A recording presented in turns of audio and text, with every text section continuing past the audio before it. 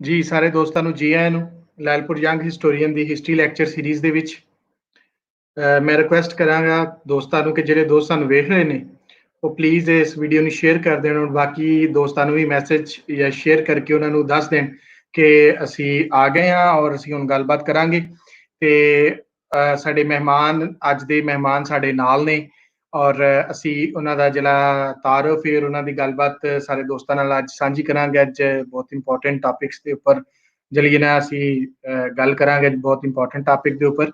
ਸੋ ਸਾਰੇ ਦੋਸਤਾਂ ਨੂੰ ਰਿਕੁਐਸਟ ਹੈ ਕਿ ਪਲੀਜ਼ ਉਹ ਇਹਨੂੰ ਸ਼ੇਅਰ ਕਰ ਦੇਣ। ਜਿਹੜਾ ਅਸੀਂ ਜਿਸ ਤੇ ਲਿੰਕ ਤੇ ਲਾਈਵ ਆ ਉਹ YouTube ਦਾ ਲਿੰਕ ਵੀ ਸ਼ੇਅਰ ਕਰਨ ਔਰ Facebook ਦਾ ਵੀ ਕਰ ਦੇਣ ਤਾਂ ਕਿ ਦੋਨਾਂ ਤਰਫ ਲੋਕ ਆ ਜਾਣ ਔਰ ਆਪਣੇ ਕਮੈਂਟਸ ਵਗੈਰਾ ਜਿਹੜੇ ਉਹ ਕਰ ਸਕਣ, ਉਹਨਾਂ ਦੇ ਸਵਾਲ ਕੋਈ ਜਿਹੜਾ ਉਹ ਵੀ ਅਸੀਂ ਲੈ ਸਕੀਏ। ਜਿਸ ਤਰ੍ਹਾਂ ਕਿ ਅਸੀਂ ਆਪਣੀ ਲਾਇਲਪੁਰ ਯੰਗ ਹਿਸਟੋਰੀਅਨ ਕਲੱਬ ਵੱਲੋਂ ਅਸੀਂ ਇੱਕ ਸੀਰੀਜ਼ ਜਿਹੜੀ ਹੈ ਸ਼ੁਰੂ ਕੀਤੀ ਹੈ, ਹਿਸਟਰੀ ਲੈਕਚਰ ਸੀਰੀਜ਼, ਔਰ ਇਹਦੇ ਨਾਲ ਅਸੀਂ ਸਿਟੀ ਐਜ਼ ਇਟ ਵਾਜ਼ ਔਰ ਬੁੱਕ ਆਫ ਦਾ ਵੀਕ ਦਾ ਇੱਕ ਸਿਲਸਿਲਾ ਸ਼ੁਰੂ ਕੀਤਾ ਹੈ।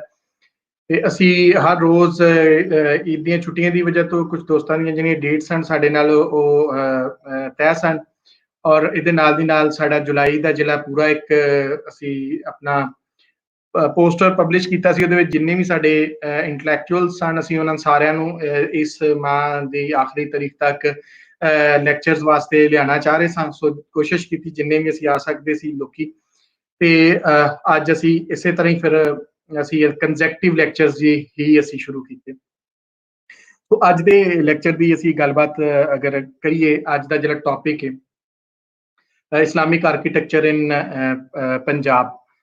ਇਸ ਤਰ੍ਹਾਂ ਅਗਰ ਆਰਕੀਟੈਕਚਰ ਦੇ ਹਵਾਲੇ ਨਾਲ ਯਾਨੀ 1200 ਤੋਂ ਲੈ ਕੇ 1700 ਤੱਕ ਦੀ ਗੱਲਬਾਤ ਅੱਜ ਹੋਏਗੀ ਔਰ ਸਾਡੇ ਇੱਥੇ ਪੰਜਾਬ ਦੇ ਵਿੱਚ ਆਰਕੀਟੈਕਚਰ ਦੇ ਹਵਾਲੇ ਨਾਲ ਥੋੜਾ ਘੱਟ ਕੰਮ ਹੋਇਆ ਔਰ ਜਿਹੜਾ ਹੋਇਆ ਅੱਛਾ ਹੋਇਆ, ਪਰ ਥੋੜਾ ਘੱਟ ਕੰਮ ਨਜ਼ਰ ਆਉਂਦਾ ਸਾਨੂੰ, ਖਾਸ ਕਰ ਜਿਹੜਾ ਚੜ੍ਹਦਾ ਪੰਜਾਬ ਹੈ ਉਹਦੇ ਹਵਾਲੇ ਨਾਲ ਵੀ ਬਹੁਤ ਘੱਟ ਸਾਨੂੰ ਨਜ਼ਰ ਆਉਂਦਾ।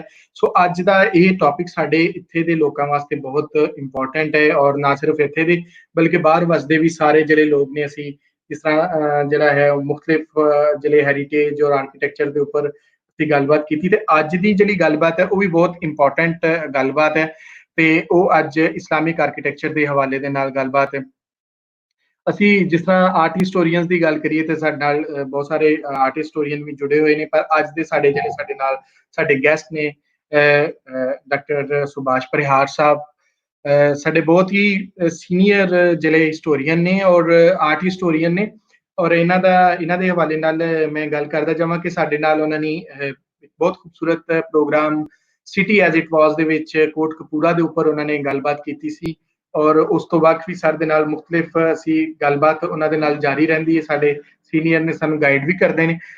ਮੈਂ ਉਹਨਾਂ ਦਾ ਇੱਕ ਜਿਹੜਾ ਹੈ ਉਹ ਤਾਰਫ ਉਹਨਾਂ ਦਾ ਮੈਂ ਡਿਸਕਸ ਕਰਦਾ ਜਾਵਾਂ ਕਿ ਸਰ ਜਿਹੜੇ ਨੇ ਉਹ ਐਸੋਸੀਏਟ ਪ੍ਰੋਫੈਸਰ ਸਨ central university of the Punjab Bathinda ਦੇ ਵਿੱਚ। ਆਪਦਾ ਕੰਮ ਜਿਹੜਾ ਹੈ ਉਹ ਬਹੁਤ ਖੂਬਸੂਰਤ ਕੰਮ ਹੈ।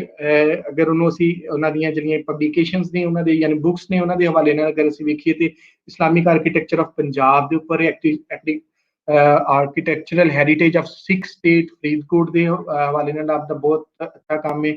ਲੈਂਡ ਟਰਾਂਸਪੋਰਟ ਦੇ ਹਵਾਲੇ ਨਾਲ ਇਨ ਮੁਗਲ ਇੰਡੀਆ ਔਰ ਇਸ ਤੋਂ ਵੱਖ-ਵੱਖ ਸਰ ਦਾ ਇਹਨਾਂ ਚੀਜ਼ਾਂ ਦੇ ਮੁਗਲ ਮੋਨੂਮੈਂਟਸ ਹੋਣ ਉਹਨਾਂ ਦੇ ਹਵਾਲੇ ਨਾਲ ਸਰ ਦਾ ਬਹੁਤ ਖੂਬਸੂਰਤ ਕੰਮ ਹੈ। ਤੇ ਅੱਜ ਜਿਹੜਾ ਸਾਡੇ ਨਾਲ ਉਹ ਕੰਮ ਸਾਂਝਾ ਕਰਨਗੇ। ਅੱਜ ਅਸੀਂ ਇਸਲਾਮਿਕ ਆਰਕੀਟੈਕਚਰ ਜਿਹੜਾ ਪੰਜਾਬ ਦੇ ਵਿੱਚ ਉਹਦੇ ਹਵਾਲੇ ਨਾਲ ਗੱਲਬਾਤ ਸਾਡੇ ਨਾਲ ਸਾਂਝੀ ਕਰਾਂਗੇ। ਸੋ ਮੈਂ ਉਹਨਾਂ ਨਾਲ ਰਿਕੁਐਸਟ ਕਰਾਂਗਾ ਕਿ ਉਹ ਸਾਡੇ ਨਾਲ ਆਣ। ਜੀ ਸਰ, ਜੀ ਆਇਆਂ ਨੂੰ sir Lyallpur young historian club ਦੇ ਵਿੱਚ। ਜੀ ਥੈਂਕ ਯੂ ਜੀ। ਸਾਰੇ ਸਰੋਤਿਆਂ ਨੂੰ ਮੇਰੇ ਵੱਲੋਂ ਆਦਾਬ, ਸਤਿ ਸ੍ਰੀ ਅਕਾਲ ਤੇ ਨਮਸਕਾਰ। ਮੈਨੂੰ ਬਹੁਤ ਖੁਸ਼ੀ ਹੈ ਕਿ ਅੱਜ ਤੁਹਾਡੇ ਨਾਲ ਮੇਰਾ ਕੰਮ ਸ਼ੇਅਰ ਕਰਨ ਦਾ ਮੈਨੂੰ ਮੌਕਾ ਮਿਲੇਗਾ। ਆਪਾਂ ਪੰਜਾਬ ਦੇ ਜੋ ਅੱਜ ਉਹ ਤੁਹਾਨੂੰ ਮੈਂ ਦਿਖਾਉਣ ਦੀ ਕੋਸ਼ਿਸ਼ ਕਰਾਂਗਾ। ਮੇਜਰ ਜੋ ਹੈਗੇ ਨੇ ਜਿੰਨੇ ਕਿ ਪੰਜਾਬ ਦੀ ਜੋ ਬਾਉਂਡਰੀ ਹੈ ਐਕਚੁਅਲੀ ਇਹ ਫਿਕਸ ਨਹੀਂ ਰਹੀ, ਇਹ ਹਮੇਸ਼ਾ ਚੇਂਜ ਜੀ ਹੁੰਦੀ ਰਹੀ ਹੈ।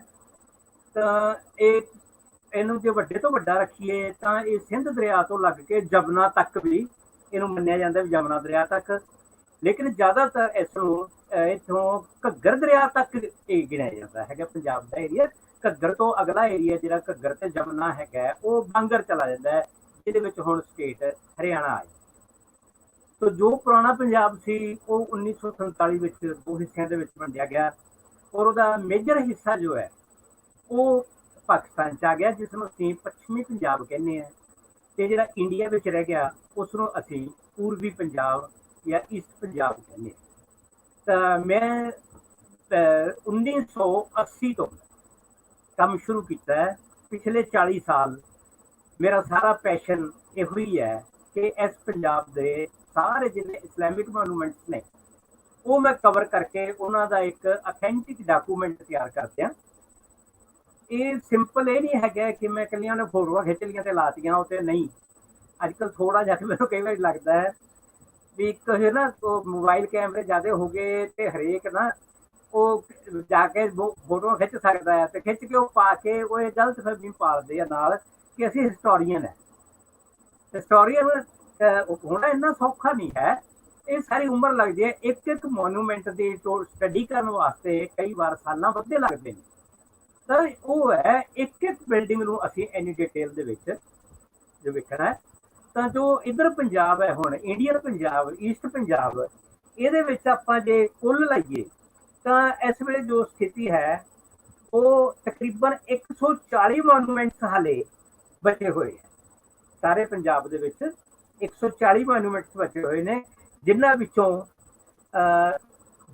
ਸਭ ਤੋਂ ਜ਼ਿਆਦਾ ਗਿਣਤੀ ਹੈਗੀ ਹੈ ਮਕਬਰਿਆਂ ਦੀ।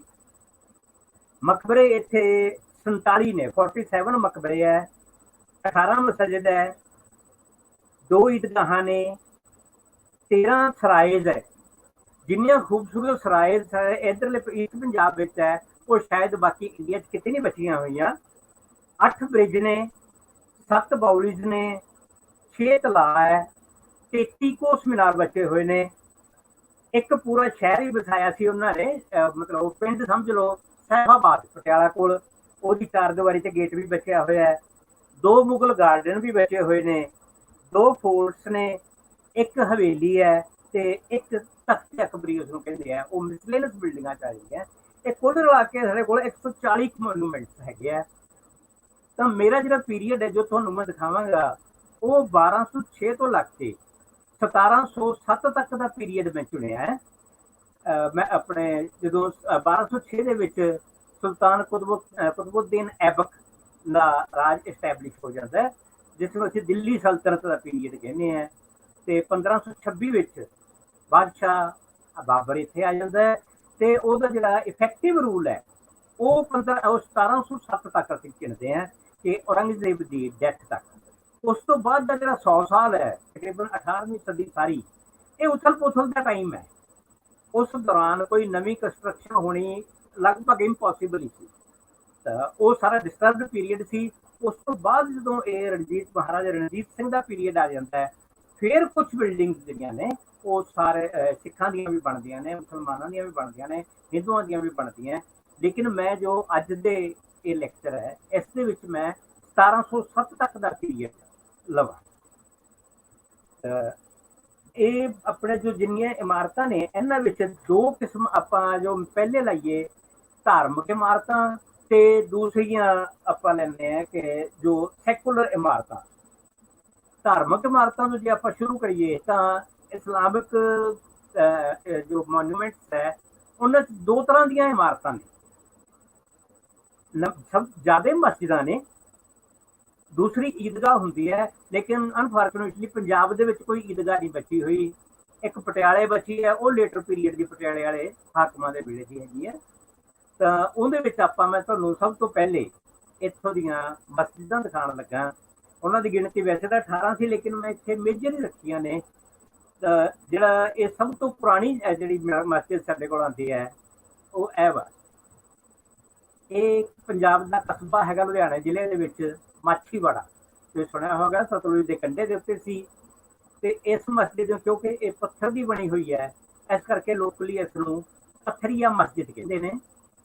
ਇਹ ਲੋਧੀ ਪੀਰੀਅਡ ਦੀ ਬਣੀ ਹੋਈ ਹੈ। ਇਸ ਦੇ ਉੱਤੇ ਵਿਚਾਲੇ ਤੁਸੀਂ ਵੇਖ ਰਹੇ ਹੋਵੋਗੇ ਗੇਟ, ਜਿਹੜਾ ਵਿਚਲਾ ਗੇਟ ਹੈ ਉਸ ਦੇ ਉੱਪਰ ਰੈੱਡ ਸਟੋਨ ਲੱਗਿਆ ਹੋਇਆ। उस स्टोन के उत्ते अरेबिक दे विच इंस्क्रिप्शन है जिहदे च बकायदा सारा रिकॉर्ड किया होया है कि ये जिहड़ी मस्जिद हैगी है वो अपने सिकंदर लोधी की मां ने उसने यदी उसारी करवाई हैगी है। और ये सब तो पुरानी साडे कोल। और एक चीज़ बहुत इंटरस्टिंग मैनूं लगी लोधी पीरीयड दे विच आके कि इत्थे हुण फीमेल पैट्रोनेज आ रही है। उस तो पहले सल्तनत पीरीयड तो 1206 तो शुरू हो गया, लेकिन लोधी तो ये समझो आते 1451 वो पहले 200-250 साल जिहड़ियां इमारतां ने वो पैट्रोनेज औरतां दी ना बराबरी है। लेकिन लोधी पीरीयड दे विच ज़्यादा जो मोन्यूमेंट्स बनांदियां ने वो लेडीज बनांदियां ने, मतलब औरतों वास्ते कुछ ज़्यादा वो रिलैक्सड माहौल हैगा। तो ये इमारत उन्हां दी बनाई हुई हैगी है। तो ये उत्ते जो इंस्क्रिप्शन है वो बकायदा सारा कुछ रिकॉर्ड है। इस तो नैक्सट जी मस्जिद आती है साडे कोल ये हैगी ये सरहंद जो मेन कस्बा है जो पुराना हाईवे सी आगरे तो लाहौर तक जाता सी, अगे भी निकल जाता सीगा, लेकिन वो ज़्यादा सिग्निफिकेंट आगरा तो लाहौर तक सीगा। वैसे तो काबुल उधर चला जाता सी। क्योंकि इस रास्ते वास्ते जहांगीर ने स्पैशल पेन्स ले कि इनू वधिया तो वधिया बनाइए। और उदों ये मतलब शाहराह रॉयल रोड या जिन्होंने असीं हुण जीटी रोड कह दिंदे आ, ये उस वेले दी है सीगी कि लाहौर ते दिल्ली दे विचाले सब तो वड्डा शहर सरहंद ही सी उदों। ये बिल्कुल अध जिच पैंदा है। सरहंद तो 250 किलोमीटर दूर ही लाहौर है, 250 किलोमीटर दिल्ली है। तो ये तकरीबन विचाले होने करके ये बहुत ही इंपॉर्टेंट टाउन हैगा। तो मैं एक जो पूरा रिसर्च प्रोजेक्ट इसके उत्ते किया है, मेरी अपनी किताब हैगी एक architectural history and architectural remains of Sirhind. वो अलग मैं काम किया होया है जिहदे विच मैं सरहंद के तकरीबन बचते 36 मोनूमेंट्स 36 मोनूमेंट्स मैं सारे डॉक्यूमेंट्स A to Z वो सारे किए ने। अनफॉर्चुनेटली उन्हां विचों कई मोनूमेंट्स हुण नहीं बचे हुए। ये काम मैं किया तकरीबन 94 to 98। तो उस तो बाद मैं पिछे मैं जाना ही रहना है क्योंकि जी मुस्लिम आर्कीटैक्चर हैगी है मेरा पैशन है। मैं तो सारी जिंदगी सगों मैनू अच्छा लगता है ये। तो मैं जाता रहना फिर वेखदा दुख होता है कि किन्नियां ही इमारतां जिहड़ियां ने वो हुण है नहीं। खास करके सरहंद दे विच 3-4 इमारतां हैगियां वो खत्म हो गई। वो कुछ रीजन कोई उस तरह मतलब वो नहीं कम्यूनल रीजन नहीं है। उसका खत्म होने का रीजन ये है कि अजकल लैंड प्रॉपर्टी की कीमत बहुत बढ़ गई। तो लोग कलोनियां कट रहे हैं, जिथे भी कोशिश होती है उत्थे थां देख के कलोनी कटते हैं। तो कलोनी विचों फिर जो इमारत वगैरह होंदियां ने वो देग भी दिंदे ने। तो एक मस्जिद सी उत्थे वो खत्म करती, वैसे पहले भी टुटी हुई थी वो खत्म करती। एक उत्थे टावर सी बहुत पुराना, वो भी मैं लास्ट टाइम गया तो कहते नहीं वो तो डे दिता सीगा। एक उत्थे खेत च बौली सी वो भी कहते असीं भरती सी असीं क्योंकि एक बार पानी आ गया सी इत्थे ते सानू डर से भी कोई उहदे विच ना डिग पे। तां जदों पानी पासे हो गया असीं उस तो बाद वो फिलिंग करनी हुंदी। तां ये उस सरहंद दे विच मतलब इहनूं ना जिहड़ा हुण इहदा नाम मैं सरहंद ही रखदा। एक्चुअल इहदा सरहंद दा उरला पासा ना उहनूं हुण फतेहगढ़ साहब कहण लग पए। तां ये इमारत वैसे फतेहगढ़ साहब विच है क्योंकि एडजॉइनिंग ही ने, जिस तरह रावलपिंडी इस्लामाबाद ने ना इसे तरह ही ये इकट्ठे ही है। तो उन्होंने विचाले कोई डिस्टेंस नहीं है। इस पोर्शन में असीं फतेहगढ़ साहब जिन्होंने डिस्ट्रिक्ट हैडकुआटर का भी हुण वो दिता होया है। तो ये मस्जिद उत्थे हैगी है और ये मेरा ख्याल पंजाब की सब तो वड्डी मस्जिद बचन वाली मस्जिदों विचों सब तो वड्डी उस पीरियड की। इस तो बाद भी एक मस्जिद तो है कपूरथले जी कपूरथले के उन्होंने सिख राजा ने बनाई थी, लेकिन वो इस पीरियड के मैं कवर नहीं कर लिया। तो ये जी उस तो पहले का पीरियड है उस इसनों पॉपुलरली सदने कसाई की मस्जिद कहने हैं। ये पता नहीं ना सदना कसाई इहदे किवें एसोसीएट होया है। जिथों तक मेरा ख्याल है वो मैनू लगता है कि इसकी उसारी मतलब हुमायूं की शुरू कराई हुई है तो अकबर के पीरियड के जे गई। मतलब ये 1550 तो लग गए 1560 के दरम्यान इसकी उसारी हुई मैनू लगती।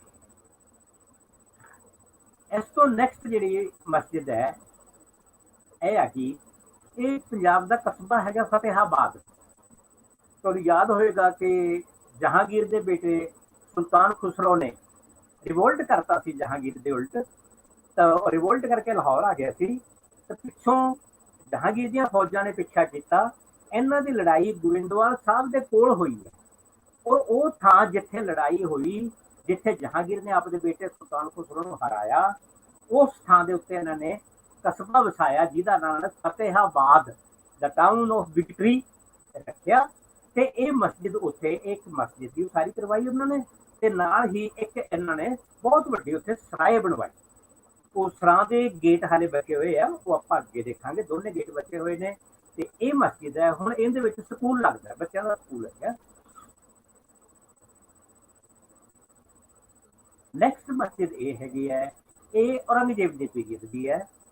इनू असीं जामा मस्जिद कह दिंदे हैं। ये पटियाले के नेड़े छोटा जिहा पिंड है बहादुरगढ़। तो ये बहादुरगढ़ के किले दे विच, किले के अंदर हैगी है।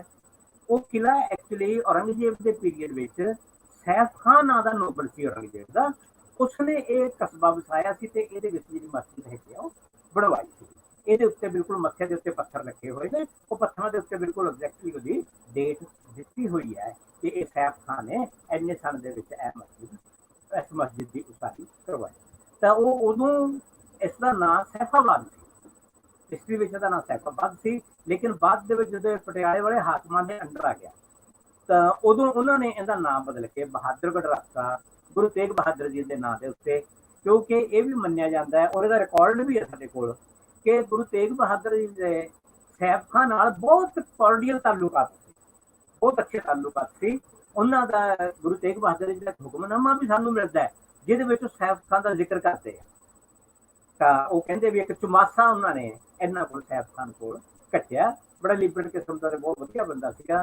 संगीत च बहुत रुचि सी, पोइट्री च बहुत रुचि सी।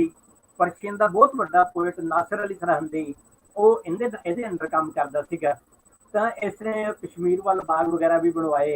इन्हें आप म्यूजिक की एक किताब लिखी उस वे, तो बाद हुण तां अंग्रेजी ट्रांसलेशन भी हो गई है। तो इन्ना इसनूं सीगा। ते ये मस्जिद जो तुसीं वेख रहे हैं, ये भी औरंगजेब के पीरियड की है। और ये कस्बा बहरामपुर है, डिस्ट्रिक्ट गुरदासपुर दे विच। बस इस तो थोड़ी जी दूर जाके ही ये रावी दरिया के नेड़े जे है, तो उस तो अगे इंडो पाक बॉर्डर आ जाता है। तो ये मस्जिद भी औरंगजेब के पीरियड की हैगी। तो ये उत्ते भी पत्थर लग्या होया है, इत्थे इत्थे पत्थर लग्या होया है। उस पत्थर दे विच बकायदा डेट दी हुई है। सारे भी इन्ने ये बनाई, इस करके ये इत्थों दी मोस्ट अथेंटिक जिहड़ियां मस्जिदां हैगियां ने। हुण मस्जिद तो बाद मैं तुहानूं कहा सीगा कि ईदगाहां इत्थे नहीं बचियां होईयां, लेकिन मैं ईदगाह किस तरह की हुंदी है वो तुहानूं एक नमूना दिखा दिंदे। ये ना सॉरी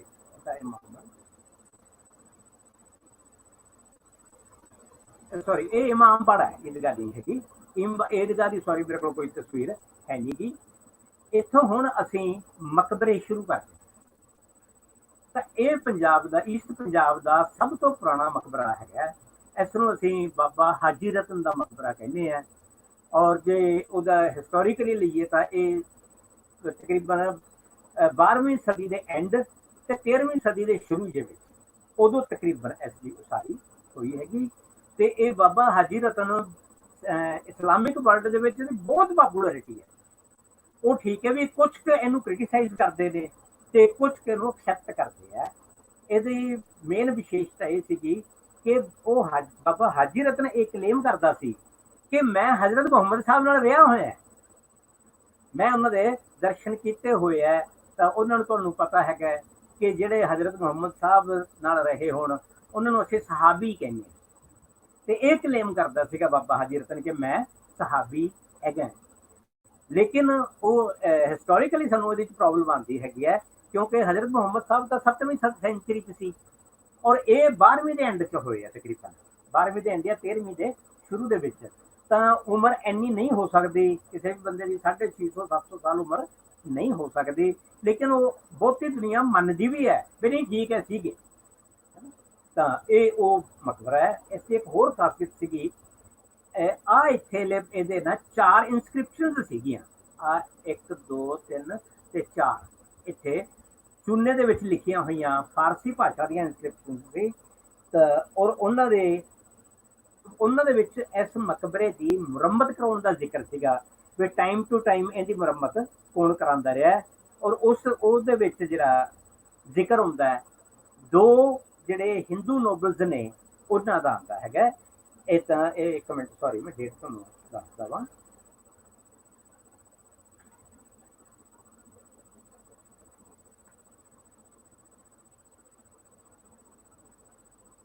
ਇੱਕ ਮਿੰਟ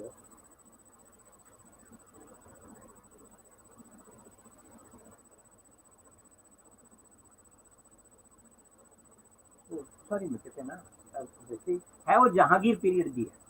ਜਹਾਂਗੀਰ ਦੇ ਪੀਰੀਅਡ ਦੇ ਵਿੱਚ ਦੋਨਾਂ ਨੇ ਇਸ ਦੀ ਮਕਬਰੇ ਦੀ ਮੁਰੰਮਤ ਕਰਾਈ। ਇੱਕ ਦਾ ਨਾਂ ਤਾਂ ਸੀਗਾ ਵਿਜੇ ਚੰਦ ਸਨ ਆਫ ਉੱਪਲ ਜਾਤੀ ਦੇ ਵੀ ਇੰਨੇ ਪੈਸੇ ਲਾ ਕੇ ਇਸਨੇ ਇਸ ਮਕਬਰੇ ਦੀ ਮੁਰੰਮਤ ਕਰਾਈ। ਔਰ ਉਸ ਤੋਂ ਬਾਅਦ ਜਿਹੜਾ ਸੈਕਿੰਡ ਰਿਕਾਰਡ ਹੈਗਾ ਉਹ ਰਾਏ ਟੋਡਰਮਲ ਉਸਨੇ ਇਸ ਦੀ ਮੁਰੰਮਤ ਕਰਵਾਈ ਹੈ। ਸੋ ਇਹ ਮਤਲਬ ਜਿਹੜਾ ਆਪਸੀ ਧਰਮਾਂ ਦਾ ਵਿਤਕਰਾ ਹੈ ਨਾ ਆਮ ਲੋਕਾਂ ਵਿੱਚ ਹੈ ਨਹੀਂ ਸੀ ਨਾ, ਕੋਈ ਇਸ ਤਰ੍ਹਾਂ ਵੱਖਰਾ ਨਹੀਂ ਸਮਝਿਆ ਜਾਂਦਾ ਸੀਗਾ, ਸਾਰੇ ਰਲ ਮਿਲ ਕੇ ਰਹੀ ਜਾਂਦੇ ਸੀਗੇ। ਤਾਂ ਇਸ ਤੋਂ ਬਾਅਦ ਅਸੀਂ ਨੈਕਸਟ ਬਹੁਤ ਸਿਗਨੀਫਿਕੈਂਟ ਮਕਬਰਾ ਹੈਗਾ ਤੁਹਾਨੂੰ ਅੱਛਾ ਇਹਦਾ ਨਾਂ ਇਹਨਾਂ ਨੇ ਹੁਣ ਬਦਲਤਾ। ਆ ਸਾਰੀਆਂ ਆ ਜਿਹੜੇ ਇਨਸਕ੍ਰਿਪਸ਼ਨਾਂ ਸੀ ਸਾਰੀਆਂ ਖਤਮ ਕਰਤੀਆਂ ਔਰ ਉਹਦੇ ਚਾਰੇ ਪਾਸੇ ਇੱਕ ਮਾਡਰਨ ਬਰਾਂਡਾ ਬਣਾਤਾ ਜਿਹਦੇ ਨਾਲ ਇਹਦੀ ਹਿਸਟੋਰੀਸਿਟੀ ਦਾ ਇਹਨਾਂ ਨੇ ਇਮਾਰਤ ਦੀ ਸੀਗੀ ਉਹ ਖਤਮ ਕਰਤੀ। ਇਨਸਕ੍ਰਿਪਸ਼ਨਾਂ ਵੀ ਹੈ ਨਹੀਂ ਗਿਆ ਹੁਣ। ਇਹ ਦੂਸਰਾ ਮਕਬਰਾ ਇੱਕ ਹੋਰ ਮਕਬਰਾ ਹੈਗਾ ਇਸ ਨੂੰ ਰਾਏ ਫਿਰੋਜ਼ ਦਾ ਮਕਬਰਾ ਕਹਿੰਦੇ ਆ। ਇਹ ਜ਼ਿਲ੍ਹਾ ਲੁਧਿਆਣੇ ਦੇ ਬਾਰਡਰ ਜਿਹੇ ਇੱਕ ਪਿੰਡ ਹੈਗਾ ਉਹਦਾ ਨਾਂ ਹੈਗਾ ਹਠੂਰ ਦੇ ਵਿੱਚ ਇਹ ਮਕਬਰਾ ਹੈ। ਔਰ ਇਸ ਦੀ ਡੇਟ ਮੈਂ ਹੀ ਲੱਭੀ ਸੀਗੀ ਇਹ ਤਕਰੀਬਨ 1434 ਬਣਦੀ ਹੈ ਸੈਯਦ ਪੀਰੀਅਡ ਦੇ ਵਿੱਚ। ਲੋਧੀਆਂ ਤੋਂ ਪਹਿਲੇ ਸੈਯਦ ਆਏ। ਇਹ ਉਸ ਪੀਰੀਅਡ ਦਾ ਮਕਬਰਾ ਹੈਗਾ। ਸਾਨੂੰ ਹਿਸਟੋਰੀਕਲ ਰਿਕਾਰਡ ਮਿਲ ਗਿਆ ਸੀ ਕੁਦਰਤੀ ਰਾਏ ਫਿਰੋਜ਼ ਦਾ ਵੀ ਕਿਸ ਤਰ੍ਹਾਂ ਉਹਨੇ ਉਹ ਰਾਏ ਫਿਰੋਜ਼ ਇੱਥੋਂ ਦਾ ਜ਼ਮੀਂਦਾਰ ਸੀਗਾ। ਉਸਨੇ ਹੈਲਪ ਮਤਲਬ ਬਠਿੰਡੇ ਦੇ ਕਿਲੇ ਦੇ ਉੱਤੇ ਕਬਜ਼ਾ ਕਰ ਲਿਆ ਸੀ ਔਲਾਦ ਤੁਰਕ ਬੱਚਾ ਨੇ। ਇਹਨਾਂ ਨੇ ਉਹ ਕਿਲਾ ਘੇਰ ਲਿਆ ਸੀ ਤੇ ਰਾਏ ਫਿਰੋਜ਼ ਮਾਰਿਆ ਗਿਆ ਤੇ ਲੇਕਿਨ ਮੁਬਾਰਕ ਸ਼ਾਹ ਸੈਯਦ ਜੋ ਦਿੱਲੀ ਦਾ ਸੁਲਤਾਨ ਸੀ ਉਹ ਬਾਅਦ ਵਿੱਚ ਇੱਥੇ ਆਇਆ। ਤਾਂ ਇਹ ਮਕਬਰਾ ਉਸ ਵੇਲੇ ਦੀ ਉਸਾਰੀ ਹੈਗੀ ਹੈ। ਇਹ ਜਦੋਂ ਮੈਂ ਇਹ ਤਾਂ ਸਭ ਤੋਂ ਪਹਿਲੀ ਵਾਰੀ ਜਦੋਂ ਮੈਂ ਗਿਆ ਇੱਥੇ 1980 ਦੇ ਵਿੱਚ ਇਹ ਕੰਡੀਸ਼ਨ ਇਸ ਦੀ ਉਸ ਵੇਲੇ ਸੀਗੀ। ਉਸ ਤੋਂ ਬਾਅਦ ਮੈਂ ਨੈਕਸਟ ਟਾਈਮ ਗਿਆ ਤਾਂ ਇਹਦੀ ਮੁਰੰਮਤ ਕਰਦੇ ਪਏ ਸੀਗੇ। ਸੌਰੀ ਇਹਦੇ 1 ਮਿੰਟ ਪਹਿਲੇ ਇਹ ਉਸਦੇ ਇਸ ਮਕਬਰੇ ਦੀ ਵਿਸ਼ੇਸ਼ਤਾ ਇਹ ਹੈ ਕਿ ਇਹਦੇ ਉੱਤੇ ਕੱਟ ਬ੍ਰਿਕ ਵਰਕ ਬਹੁਤ ਖੂਬਸੂਰਤ ਹੈ। ਆਹ ਤੁਸੀਂ ਵੇਖਦੇ ਆ ਇਹ ਇੱਟਾਂ ਤਰਾਸ਼ ਕੇ ਡੈਕੋਰੇਸ਼ਨ ਕੀਤੀ ਹੋਈ ਹੈ। ਇੱਟਾਂ ਦੇ ਪੀਸ ਛੋਟੇ ਛੋਟੇ ਤਰਾਸ਼ ਕੇ ਇਹਦੇ ਵਿੱਚ ਲਾਏ ਹੋਏ ਨੇ। ਇਹ ਹੈ ਆ ਵੇਖੋ ਇਹ ਵੀ ਇਸੇ ਤਰ੍ਹਾਂ ਹੀ ਜਿਹੜੀ ਹੈਗੀ ਹੈ ਡੈਕੋਰੇਸ਼ਨ ਇਹ ਇੱਟਾਂ ਤਰਾਸ਼ ਕੇ ਲੱਗੀਆਂ ਹੋਈਆਂ ਨੇ। ਤਾਂ ਇਹ ਚਾਰੇ ਪਾਸੇ ਸੀਗੀਆਂ। ਜਦੋਂ ਮੈਂ ਸੈਕਿੰਡ ਟਾਈਮ ਗਿਆ ਤਾਂ ਪਿੰਡ ਵਾਲੇ ਦੀ ਮੁਰੰਮਤ ਕਰਾ ਰਹੇ ਸੀਗੇ। ਉਹ ਸੀਮੈਂਟ ਦਾ ਪਲਸਤਰ ਕਰ ਰਹੇ ਸੀ। ਉਦੋਂ ਫਿਰ ਮੈਂ ਉਹਨਾਂ ਨੂੰ ਰੋਕਿਆ ਜਾ ਕੇ ਤਾਂ ਉਹ ਇਹ ਮੰਨ ਕਹਿੰਦੇ ਅਸੀਂ 2 ਪਾਸੇ ਤੱਕ ਕਰਦੇ ਆ ਬਾਕੀ 2 ਪਾਸੇ ਚਲੋ ਨਹੀਂ ਕਰਦੇ। ਹੁਣ ਮੇਰੇ ਪਿਛਲੇ ਦਿਨੀ ਮੇਰੇ ਦੋਸਤ ਨੇ ਦੱਸਿਆ ਕਿ ਨਹੀਂ ਉਹ 2 ਪਾਸੇ ਉਹਨਾਂ ਨੇ ਛੱਡੇ ਹੀ ਹੋਏ ਹੈ। ਇਹ ਦੇਖੋ ਔਰਲਾ ਪਾਸਾ ਤੇ ਇਹਦਾ ਪਿਛਲਾ ਪਾਸਾ ਇਹ ਦੋਨੇ ਬਚ ਗਏ। ਇਹਨਾਂ ਤੇ ਡੈਕੋਰੇਸ਼ਨ ਹੈਗੀ ਹੈ। ਇੱਧਰ ਇਹਨਾਂ ਨੇ ਸੀਮੈਂਟ ਦਾ ਪਲਸਤਰ ਕਰਕੇ ਉਹਦੀ ਡੈਕੋਰੇਸ਼ਨ ਖਤਮ ਕਰਤੀ। ਇਸ ਦੇ ਉੱਤੇ ਜਿਹੜਾ ਗੁੰਬਦ ਸੀ ਉਹ ਕਾਫੀ ਚਿਰ ਤੋਂ ਹੈ ਨਹੀਂ। ਜਦੋਂ ਮੈਂ ਪਹਿਲੇ ਵੇਖਿਆ ਉਦੋਂ ਵੀ ਹੈ ਨਹੀਂ ਸੀਗਾ, ਡਿੱਗ ਚੁੱਕਿਆ ਸੀ। ਤਾਂ ਇਹ ਹੈ ਰਾਏ ਫਿਰੋਜ਼ ਦਾ ਮਕਬਰਾ ਸੈਯਦ ਪੀਰੀਅਡ ਦਾ। ਇਹ ਇੱਕ ਮਕਬਰਾ ਸਰਹੰਦ ਵਿੱਚ ਹੈ। ਸਰਹੰਦ ਦੇ ਅਰਲੀਐਸਟ ਮਕਬਰਿਆਂ ਤੋਂ ਸਭ ਤੋਂ ਪੁਰਾਣਿਆਂ ਤੋਂ ਹੁਣ ਪਾਪੂਲਰਲੀ ਇਸ ਨੂੰ ਕਿਹਾ ਜਾਂਦਾ ਹੈ ਕਿ ਇਹ ਹਾਥੀ ਦਾ ਮਕਬਰਾ ਹੈ। ਉਹਦਾ ਰੀਜ਼ਨ ਇਹ ਹੈ ਕਿ ਇਹਦੇ ਅੰਦਰ ਜਿਹੜੀ ਕਬਰ ਹੈ ਨਾ ਬਣੀ ਹੋਈ ਤਾਂ ਉਹ ਕਬਰ ਬਹੁਤ ਉੱਚੀ ਹੈ, ਬੜੇ ਵੱਡੇ ਸਾਈਜ਼ ਦੀ ਹੈਗੀ ਹੈ। ਤਾਂ ਲੋਕਾਂ ਨੇ ਜਿਹੜੀ ਪਾਪੂਲਰ ਹੈਗਾ ਉਹ ਏਦਾਂ ਹੀ ਗੱਲ ਜੀ ਬਣਾ ਲਈ ਵੀ ਇੱਥੇ ਹਾਥੀ ਦੇ ਉੱਤੇ ਜੀ ਇਹ ਮਕਬਰਾ ਬਣਿਆ ਹੋਇਆ। ਲੇਕਿਨ ਹਾਥੀ ਦਾ ਤਾਂ ਖੈਰ ਨਹੀਂ ਹੋਣਾ ਹੈ। ਲੇਕਿਨ ਇਹਦੇ ਉੱਤੇ ਜਿਹੜੀ ਡੈਕੋਰੇਸ਼ਨ ਆ ਤੁਸੀਂ ਵੇਖ ਰਹੇ ਆ ਇਹ ਡੈਕੋਰੇਸ਼ਨ ਬਿਲਕੁਲ ਉਹਦੇ ਵਰਗੀ ਹੈ, ਰਾਏ ਫਿਰੋਜ਼ ਦੇ ਮਕਬਰੇ ਵਰਗੀ ਹੈ। ਤਾਂ ਇਸ ਦੇ ਆਧਾਰ ਦੇ ਉੱਤੇ ਮੈਨੂੰ ਇਹੀ ਲੱਗਿਆ ਸੀ ਕਿ ਇਹ ਦੀ ਉਸਾਰੀ ਹੋਈ ਤਕਰੀਬਨ ਉਸੇ ਪੀਰੀਅਡ 'ਚ ਸੈਯਦ ਪੀਰੀਅਡ ਦੇ ਵਿੱਚ ਹੁੰਦੀ ਹੈ। ਤਾਂ ਉਹ ਲੇਕਿਨ ਉਹ ਹਾਲੇ ਆਇਡੈਂਟੀਫਾਈ ਨਹੀਂ ਹੁੰਦਾ ਵੀ ਇਹ ਕੌਣ ਸੀ ਕੌਣ ਤੇ ਕਿਹਦੇ ਹੱਥ 'ਚ ਬਣਾਇਆ ਸੀ। ਕਿਉਂਕਿ ਅਨਲੈਸ ਜੇ ਸਾਨੂੰ ਇਨਸਕ੍ਰਿਪਸ਼ਨ ਨਹੀਂ ਜਦੋਂ ਤਾਈਂ ਮਿਲਦੀ ਆ ਹਿਸਟੋਰੀਕਲ ਰਿਕਾਰਡ ਨਹੀਂ ਮਿਲਦਾ ਅਸੀਂ ਪੱਕੇ ਤੌਰ ਤੇ ਨਹੀਂ ਕਹਿ ਸਕਦੇ। ਹਾਂ, ਅਸੀਂ ਸਟਾਈਲਿਸਟਿਕ ਬੇਸ ਦੇ ਉੱਤੇ ਕਹਿ ਦਿੰਦੇ ਹਾਂ ਵੀ ਕਿਉਂਕਿ ਡੈਕੋਰੇਸ਼ਨ ਉਹ ਵੀ ਹੈ ਤਾਂ ਇਹਦਾ ਉਸੇ ਪੀਰੀਅਡ ਹੈ। ਇਹਦੇ ਅੰਦਰ ਤੁਸੀਂ ਦੇਖੋਗੇ ਸਕੁਇੰਟ ਆਰਕ, ਇਹ ਕੋਨਿਆਂ ਦੇ ਵਿੱਚ ਬਿਲਡਿੰਗ ਦੇ ਇਹ ਆਰਕ ਹੁੰਦੀ ਸੀਗੀ। ਇਸ ਨੂੰ ਅਸੀਂ ਸਕੁਇੰਟ ਆਰਕ ਕਹਿੰਦੇ ਹਾਂ ਕਿਉਂਕਿ ਬਿਲਡਿੰਗ ਦਾ ਚੋਰਸ ਹੈ। ਚੋਰਸ ਬਿਲਡਿੰਗ ਦੇ ਉੱਤੇ ਗੋਲ ਗੁੰਬਦ ਨਹੀਂ ਉਸਾਰਿਆ ਜਾ ਸਕਦਾ, ਤਾਂ ਹਰ ਕੋਨੇ ਦੇ ਵਿੱਚ ਉਹ ਇੱਕ ਇਸ ਤਰ੍ਹਾਂ ਦੀ ਡਾਟ ਬਣਾ ਦਿੰਦੇ ਸੀ ਜਿਹਦੇ ਨਾਲ ਉਹ ਚੋਰਸ ਤੋਂ 8 ਭੁਜ ਬਣ ਜਾਂਦੀ ਸੀਗੀ ਛੱਤ। 8 ਭੁਜ ਦੇ ਉੱਤੇ ਫਿਰ ਮਕਬਰਾ ਉਹ ਜਿਹੜਾ ਗੁੰਬਦ ਸੀਗਾ ਉਹਦੀ ਉਸਾਰੀ ਕਰ ਦਿੱਤੀ ਜਾਂਦੀ ਸੀਗੀ। ਤਾਂ ਇਹ ਦੇਖੋ ਕਿੰਨੀ ਖੂਬਸੂਰਤੀ ਨਾਲ ਤੇ ਕਿੰਨਾ ਫਾਈਨ ਬ੍ਰਿਕ ਵਰਕ ਦੇ ਉੱਤੇ ਕੀਤਾ ਹੋਇਆ। ਇਸੇ ਤਰ੍ਹਾਂ ਆਹ ਕੱਟ ਬ੍ਰਿਕ ਡੈਕੋਰੇਸ਼ਨ ਇਹਦੇ ਵਿੱਚ ਹੈਗੀ ਹੈ। ਇਹਦਾ ਹਾਲਤ ਮਾੜੀ ਹੈਗੀ ਹੈ ਮਕਬਰੇ ਦੀ। ਉੱਥੇ ਹੀ ਇਸ ਤੋਂ ਥੋੜੀ ਜਿਹੀ ਦੂਰੀ ਇਹ ਮਕਬਰਾ ਹੈਗਾ ਜਿਸ ਨੂੰ ਲੋਕਲੀ ਤਾਂ ਉਹ ਡੇਰਾ ਮੀਰ ਮੀਰਾਂ ਕਹਿ ਦਿੰਦੇ ਹੈ ਜਾਂ ਮੀਰ ਮੀਰਾਂ ਦਾ ਮਕਬਰਾ ਕਹਿ ਦਿੰਦੇ ਹੈ, ਲੇਕਿਨ ਫਾਰਚੂਨੇਟਲੀ ਇਹਦੇ ਉੱਤੇ ਵੀ ਇਨਸਕ੍ਰਿਪਸ਼ਨ ਹੈਗੀ ਹੈ, ਲਾਲ ਪੱਥਰ ਦੀ ਇਨਸਕ੍ਰਿਪਸ਼ਨ ਹੈ ਜਿਹਦੇ ਵਿੱਚ ਬਿਲਕੁਲ ਰਿਕਾਰਡ ਹੈ ਕਿ ਇਹ ਮਕਬਰਾ ਸੁਲਤਾਨ ਬਹਿਲੋਲ ਲੋਧੀ ਦੇ ਰਾਜ ਦੇ ਵਿੱਚ ਸਿਕੰਦਰ ਲੋਧੀ ਦੇ ਰਾਜ ਦੇ ਵਿੱਚ ਉਹਨੇ ਆਪ ਦੀ ਭੈਣ ਬੀਬੀ ਸੁਬਹਾਨ ਦੀ ਯਾਦ ਦੇ ਵਿੱਚ ਇਹ ਉਸ ਮਕਬਰੇ ਦੀ ਉਸਾਰੀ ਕਰਵਾਈ। ਤੇ ਇਹਦੀ ਬਕਾਇਦਾ ਸਾਨੂੰ ਜਿਹੜੀ ਹੈਗੀ ਹੈ ਡੇਟ ਵੀ ਮਿਲ ਜਾਂਦੀ ਹੈਗੀ। ਡੇਟ ਦੇ ਉੱਤੇ ਲਿਖੀ ਮੇਰੇ ਖਿਆਲ 1496 ਵਿੱਚ ਡੈਥ ਹੁੰਦੀ ਹੈ, ਉਦੋਂ ਇਹ ਬਣਿਆ। ਔਰ ਇਹ ਵੀ ਮਾਛੀਵਾੜੇ ਦੀ ਮਸਜਿਦ ਵਾਂਗੂ ਇਹ ਵੀ ਪੱਥਰ ਦਾ ਇਹ ਸਾਰਾ ਵਾਈਟ ਗ੍ਰੇ ਸੈਂਡਸਟੋਨ ਲੱਗਿਆ ਹੋਇਆ। ਤਾਂ ਮੈਂ ਤੁਹਾਨੂੰ ਦੱਸਿਆ ਸੀ ਕਿ ਲੇਡੀਜ਼ ਦੀ ਜਿਹੜੇ ਇੰਪੋਰਟੈਂਸ ਵੱਧਦੀ ਹੈ ਲੋਧੀ ਪੀਰੀਅਡ 'ਚ। ਉਹ ਪਹਿਲੀ ਮਸਜਿਦ ਵੀ ਅਸੀਂ ਵੇਖਿਆ ਉਹ ਵੀ ਲੇਡੀਜ਼ ਦੀ ਸੀ। ਇਹ ਮਕਬਰਾ ਜਿਹੜਾ ਇਹ ਵੀ ਲੇਡੀ ਦਾ ਹੈਗਾ, ਉਹਨਾਂ ਦੀ ਬੇਟੀ ਦਾ। ਔਰ ਇੱਕ ਹੋਰ ਸਾਨੂੰ ਸੁਲਤਾਨ ਬਹਿਲੋਲ ਲੋਧੀ ਦੀ ਇਸ ਬੇਟੀ ਦਾ ਜ਼ਿਕਰ ਸਾਨੂੰ ਕਿਤੇ ਸਮਕਾਲੀ ਸੋਰਸਿਸ ਵਿੱਚ ਨਹੀਂ ਮਿਲਦਾ, ਸਿਰਫ ਇੱਥੋਂ ਹੀ ਮਿਲਦਾ। ਸਾਨੂੰ ਇਹ ਪਤਾ ਲੱਗਦਾ ਕਿ ਇੱਕ ਬੇਟੀ ਸੀਗੀ ਬਹਿਲੋਲ ਲੋਧੀ ਦੀ ਜਿਹਦਾ ਨਾਂ ਸੁਬਹਾਨ ਸੀਗਾ। ਔਰ ਇਹਦੀ ਇੱਕ ਹੋਰ ਬੇਟੀ ਸੀ, ਉਹਦਾ ਨਾਂ ਵੀ ਸਾਨੂੰ ਇੱਕ ਇਨਸਕ੍ਰਿਪਸ਼ਨ ਤੋਂ ਹੀ ਪਤਾ ਲੱਗਦਾ ਹੈ। ਦਿੱਲੀ ਵਿੱਚ ਇੱਕ ਖੂਹ ਹੈ, ਉਸ ਖੂਹ ਦੇ ਵਿੱਚ ਇਨਸਕ੍ਰਿਪਸ਼ਨ ਲਿਖੀ ਹੋਈ ਹੈ ਬੀਬੀ ਆਇਸ਼ਾ, ਡਾਟਰ ਆਫ ਸੁਲਤਾਨ ਬਹਿਲੋਲ ਲੋਧੀ, ਉਸਨੇ ਇਸ ਖੂਹ ਦੀ ਉਸਾਰੀ ਕਰਵਾਈ। ਤਾਂ ਇਸ ਪੱਖੋਂ ਇਹ ਦੋਨੇ ਬਹੁਤ ਹੀ ਸਿਗਨੀਫਿਕੈਂਟ ਬਣੀ ਨੇ। ਇਹ ਆ ਜਾਂਦਾ ਹੈ, ਇਹ ਵੀ ਹੁਣ ਇਹਨਾਂ ਨੇ ਖਰਾਬ ਕਰ ਲਿਆ। ਐਕਚੁਅਲੀ ਇਹ ਪਾਇਲ ਪਿੰਡ ਹੈਗਾ ਲੁਧਿਆਣਾ ਜ਼ਿਲ੍ਹੇ ਦੇ ਵਿੱਚ, ਉੱਥੇ ਖੇਤਾਂ ਦੇ ਵਿੱਚ ਇਹ ਮਕਬਰਾ ਸੀਗਾ। ਇਹ ਵੀ ਤਕਰੀਬਨ ਉਸੇ ਪੀਰੀਅਡ ਦਾ ਹੀ ਇਹ ਹੈਗਾ। ਉਦੋਂ ਥੱਲਿਓਂ ਤਾਂ ਇਹ ਉਦੋਂ ਵੀ ਟੁੱਟਿਆ ਹੋਇਆ ਸੀ, ਲੇਕਿਨ ਪਿੱਛੇ ਮੈਂ ਗਿਆ ਉਹ ਸਾਰੇ ਦੇ ਪਲਸਤਰ ਕਰਾ ਕੇ ਤੇ ਕਿਸੇ ਨੇ ਇਹਦੇ 'ਚ ਉਹ ਕਬਜ਼ਾ ਜਿਹਾ ਕਰ ਰੱਖਿਆ। ਇਹ ਇੱਕ ਮਕਬਰਾ ਮੋਰਿੰਡਾ ਚੰਡੀਗੜ੍ਹ ਤੋਂ 30 ਕਿਲੋਮੀਟਰ ਦੀ ਦੂਰੀ ਦੇ ਉੱਤੇ ਹੈ। ਇਹ ਲੱਗਦਾ ਹੈ ਕਿ ਇਹਦੇ 'ਤੇ ਡੇਟ ਕੋਈ ਨਹੀਂ, ਲੇਕਿਨ ਸ਼ਾਇਦ ਇਹ ਹੁਮਾਯੂੰ ਦੇ ਪੀਰੀਅਡ ਦਾ ਹੈ। ਨੈਕਸਟ ਸਿਗਨੀਫਿਕੈਂਟ ਟਰਮ ਇਹ ਹੁੰਦਾ ਹੈ ਜਮੀਲ ਬੇਗ ਦਾ ਮਕਬਰਾ। ਇਹ ਟੁੱਟਿਆ ਹੋਇਆ ਹੈ ਤਾਂ ਜਮੀਲ ਬੇਗ ਅਕਬਰ ਦੇ ਵੇਲੇ ਹੋਇਆ।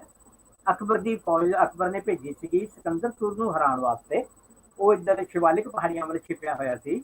ਤਾਂ ਇਹ ਜਿਹੜੀ ਫੌਜ ਭੇਜੀ ਸੀ ਉਹਨੇ ਤੰਬੂ ਲਾਏ ਹੋਏ ਸੀਗੇ ਕਲਾਨੌਰ ਕਸਬਾ ਸੀਗਾ। ਤਾਂ ਉੱਥੇ ਉਹ ਇੱਕਦਮ ਆ ਗਿਆ ਸਿਕੰਦਰ ਸੂਰ ਦੀਆਂ ਫੌਜਾਂ ਤੇ ਉਹਨਾਂ ਨੇ ਇਸ ਨੂੰ ਮਾਰਤਾ। ਇਹਦਾ ਵੀ ਸਾਡੇ ਕੋਲ ਹਿਸਟੋਰੀਕਲ ਰਿਕਾਰਡ ਹੈ। ਤਾਂ ਲੇਕਿਨ ਇਹ ਮਤਲਬ ਜਮੀਲ ਬੇਗ ਦਾ ਮਕਬਰਾ ਬਾਕੀ ਤਾਂ ਟੁੱਟ ਗਿਆ। ਇਸ ਤੋਂ ਹੁਣ ਇਸ ਤੋਂ ਵੀ ਜ਼ਿਆਦਾ ਖਰਾਬ ਹੋ ਗਿਆ ਹੈ। ਇੰਨਾ ਕੁ ਤਾਂ ਜਦੋਂ ਮੈਂ ਪਹਿਲੀ ਵਾਰੀ ਗਿਆ ਉਦੋਂ ਇੰਨਾ ਕੁ ਬਚਿਆ ਹੋਇਆ ਸੀ। ਇਸ ਮਕਬਰੇ ਦੇ ਉੱਤੇ ਪੇਂਟਡ ਡੈਕੋਰੇਸ਼ਨ ਬਹੁਤ ਖੂਬਸੂਰਤ ਸੀ। ਆ ਤੁਹਾਨੂੰ ਮੈਂ ਕੁਝ ਡਿਟੇਲਸ ਦਿਖਾਵਾਂਗਾ। ਇਹ ਡਿਜ਼ਾਈਨ ਕਿੰਨੇ ਖੂਬਸੂਰਤ ਬਣੇ ਹੋਏ ਆ। ਔਰ ਇੱਥੇ ਕਈ ਮਤਲਬ ਸਾਡੇ ਹੈਗੇ ਆ ਜਿਹੜੇ ਬੰਦੇ ਉਹ ਇਹ ਕਲੇਮ ਕਰਦੇ ਆ, ਆਹ ਦੇਖੋ ਸਵਾਸਤਿਕ ਦਾ ਨਿਸ਼ਾਨ ਹੈਗਾ ਬਈ ਇਹ ਹਿੰਦੂ ਸਿੰਬਲ ਹੈ। ਇਹ ਹਿੰਦੂ ਸਿੰਬਲ ਨਹੀਂ ਹੈਗਾ। ਇਹ ਸਾਰੇ ਹੀ ਏਸ਼ੀਆ ਦੇ ਵਿੱਚ ਇਹ ਵਰਤਿਆ ਜਾਂਦਾ ਸੀ ਔਰ ਬਹੁਤ ਪੁਰਾਣੇ ਟਾਈਮਾਂ ਤੋਂ ਵਰਤਿਆ ਜਾਂਦਾ ਸੀਗਾ। ਤਾਂ ਉਹ ਇਹ ਹਿੰਦੂ ਮੋਨੂਮੈਂਟਸ ਦੇ ਉੱਤੇ ਵੀ ਹੈਗਾ, ਇਹ ਇਸਲਾਮਿਕ ਮੋਨੂਮੈਂਟਸ ਦੇ ਉੱਤੇ ਵੀ ਹੈ ਤੇ ਹੋਰ ਵੀ ਕਈਆਂ ਦੇ ਉੱਤੇ ਆ ਜਾਂਦਾ ਹੈਗਾ। ਈਵਨ ਈਰਾਨ ਦੇ ਵਿੱਚ ਤੇ ਇਰਾਕ ਉੱਥੋਂ ਤੱਕ ਇਹ ਸਿੰਬਲ ਜਾਂਦਾ ਹੈ। ਇਹ ਹੁਣ ਦੀ ਹਾਲਤ ਉਹ ਜਿਹੜਾ ਪਾਸਾ ਸੀ ਉਹ ਡਿੱਗ ਗਿਆ ਤੇ ਹੁਣ ਇੰਨਾ ਕੀ ਬਚਿਆ। ਇਹ ਮਕਬਰਾ ਇਹ ਵੀ ਅਕਬਰ ਦੇ ਪੀਰੀਅਡ ਦਾ ਹੈਗਾ। ਇਹਨੂੰ ਸ਼ਮਸ਼ੇਰ ਖਾਨ ਦਾ ਮਕਬਰਾ ਅਸੀਂ ਕਹਿੰਦੇ ਹਾਂ। ਇਹ ਉੱਥੇ ਆਪਣਾ ਬਟਾਲੇ ਹੈ। ਤਾਂ ਇਹਦਾ ਬਟਾਲੇ ਦੇ ਮਕਬਰੇ ਦਾ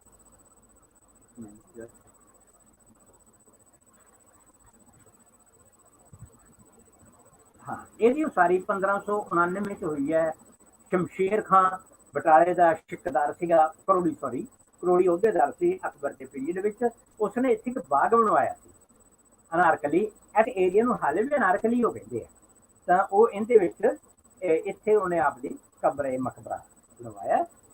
ਤਾਂ ਇਸ ਤੋਂ ਬਾਅਦ ਜਿਹੜਾ ਨੈਕਸਟ ਮਕਬਰਾ ਬਚਦਾ ਹੈ ਇਹ ਆਉਂਦਾ ਹੈ ਬਹਿਲੋਲਪੁਰ ਕਸਬਾ। ਉੱਥੇ ਇੱਕ ਬਹਿਲੋਲਪੁਰ, ਇਹ ਲੁਧਿਆਣੇ ਜ਼ਿਲ੍ਹੇ ਦੇ ਵਿੱਚ ਸਤਲੁਜ ਦਾ ਜੋ ਪੁਰਾਣਾ ਵਹਿਣ ਸੀ ਉਸ ਦੇ ਕੰਢੇ ਉੱਤੇ ਪਿੰਡ ਸੀਗਾ। ਇੱਥੇ 4 ਮਕਬਰੇ ਬਚਦੇ ਹੈ ਤੇ 4 ਦੇ ਵਿੱਚੋਂ 2 ਤਾਂ ਬਹੁਤ ਅੱਛੀ ਹਾਲਤ ਵਿੱਚ ਨੇ, 2 ਖਰਾਬ ਨੇ। ਤਾਂ ਇਹ ਜਿਹੜਾ ਮਕਬਰਾ ਹੈਗਾ ਇਹ ਬਹਾਦਰ ਖਾਨ ਦਾ ਮਕਬਰੇ ਦੇ ਨਾਂ ਨਾਲ ਇਹਨੂੰ ਜਾਣਿਆ ਜਾਂਦਾ ਹੈ। ਇਹ ਜਿਹੜਾ ਇਹ ਸਰਹੰਦ ਦੇ ਵਿੱਚ ਹੈਗਾ ਮਕਬਰਾ ਤੇ ਇਹਦਾ ਜਿਹੜਾ ਨਾਂ ਹੈਗਾ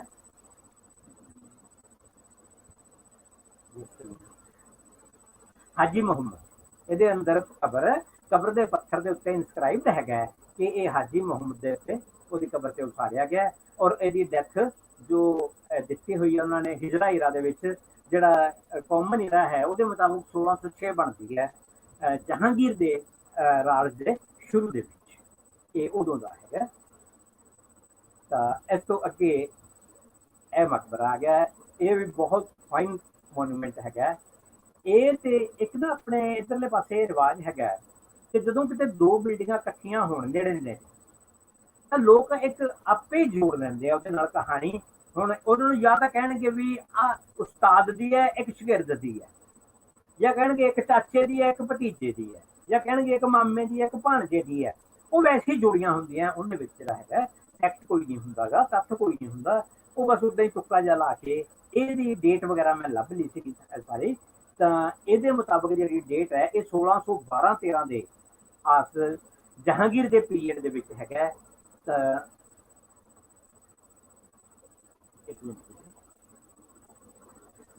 ਨਹੀਂ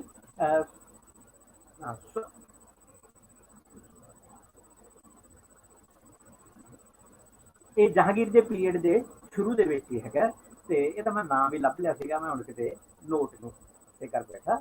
ਬਹੁਤ ਇੰਟਰਸਟਿੰਗ ਹੈ ਤੁਹਾਡੀ ਕਹਾਣੀ। ਜਦੋਂ ਮੈਂ ਤੁਹਾਨੂੰ ਇੱਕ ਹੋਰ ਇਹਦੇ, ਇਹ ਤਾਂ ਹੋ ਗਿਆ ਨਾ ਉਸਤਾਦ ਦਾ ਮਕਬਰਾ, ਸ਼ਾਗਿਰਦ ਦਾ ਵਿਖਾਵਾਂਗਾ ਨਾ, ਫਿਰ ਜਿਹੜੀ ਇਹਨਾਂ ਕਹਾਣੀ ਜੁੜੀ ਹੈ ਉਹ ਵਿਖਾਵਾਂਗਾ। ਸੌਰੀ ਮੈਂ ਟਾਈਮ ਜ਼ਿਆਦਾ ਲੈ ਰਿਹਾ, ਤਾਂ ਥੋੜਾ ਜਿਹਾ ਮੈਂ ਫਾਸਟ ਕਰਦਾ। ਇਹ ਮਕਬਰਾ ਰੋਪੜ ਦੇ ਵਿੱਚ ਹੈਗਾ। ਇਸ ਨੂੰ ਜਮਾਲ ਖਾਨ ਦਾ ਮਕਬਰਾ ਕਹਿੰਦੇ ਆ। ਇਹਦੀ ਉਸਾਰੀ 1620 ਦੇ ਆਸ-ਪਾਸ ਹੋ ਗਈ ਹੈ। ਇਹਦੀ ਹਾਲਤ ਮਾੜੀ ਹੈ, ਇਹ ਕਿਸੇ ਦੀ ਸੰਭਾਲ 'ਚ ਨਹੀਂ ਹੈ। ਲੋਕਾਂ ਨੇ ਕਬਜ਼ਾ ਕਰ ਰੱਖਿਆ ਹੈ, ਪਸ਼ੂ ਵਗੈਰਾ ਬੰਨ੍ਹਦੇ ਆ ਇਹਦੇ ਵਿੱਚ, ਲੇਕਿਨ ਇਹ ਉਸੇ ਸਟਾਈਲ ਦਾ ਮਕਬਰਾ ਹੈਗਾ। ਇਹ ਸ਼ਾਗਿਰਦ ਦਾ ਜਿਹਨੂੰ ਅਸੀਂ ਉਹ ਉਸਤਾਦ ਦਾ ਮਕਬਰਾ ਸੀ, ਇਸ ਨੂੰ ਅਸੀਂ ਸ਼ਾਗਿਰਦ ਦਾ ਮਕਬਰਾ ਕਹਿੰਦੇ ਹਾਂ। ਤਾਂ ਉਹ ਕਹਾਣੀ ਕੁਛ ਇਸ ਤਰ੍ਹਾਂ ਬਣਾਈ ਹੋਈ ਹੈ ਵੀ ਉਸਤਾਦ ਤੇ ਸ਼ਾਗਿਰਦ ਦੇ ਵਿੱਚ ਮੁਕਾਬਲਾ ਹੋ ਗਿਆ ਕਿ ਕੌਣ ਬਿਲਡਿੰਗ ਛੇਤੀ ਬਣਾਉਂਦਾ ਹੈ। ਉਹ ਦੂਸਰੇ ਉਸਤਾਦ ਨੇ ਬਣਾਈ, ਇਹ ਸ਼ਾਗਿਰਦ ਨੇ ਬਣਾਈ।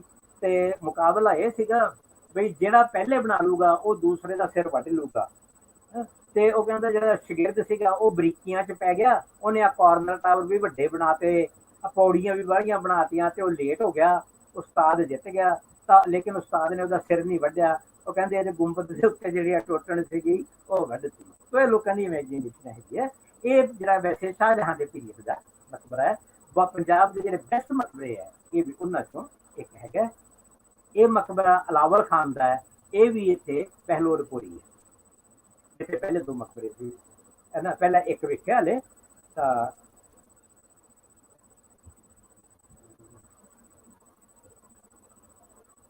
ਇਹ ਮਕਬਰਾ ਇਹ ਵੀ ਬਹਿਲੋਲਪੁਰ, ਸੌਰੀ ਇਹ ਹੈ ਅਲਾਵਲ ਖਾਨ ਦਾ, ਉਹ ਪਹਿਲੇ ਵਾਲਾ ਨਹੀਂ।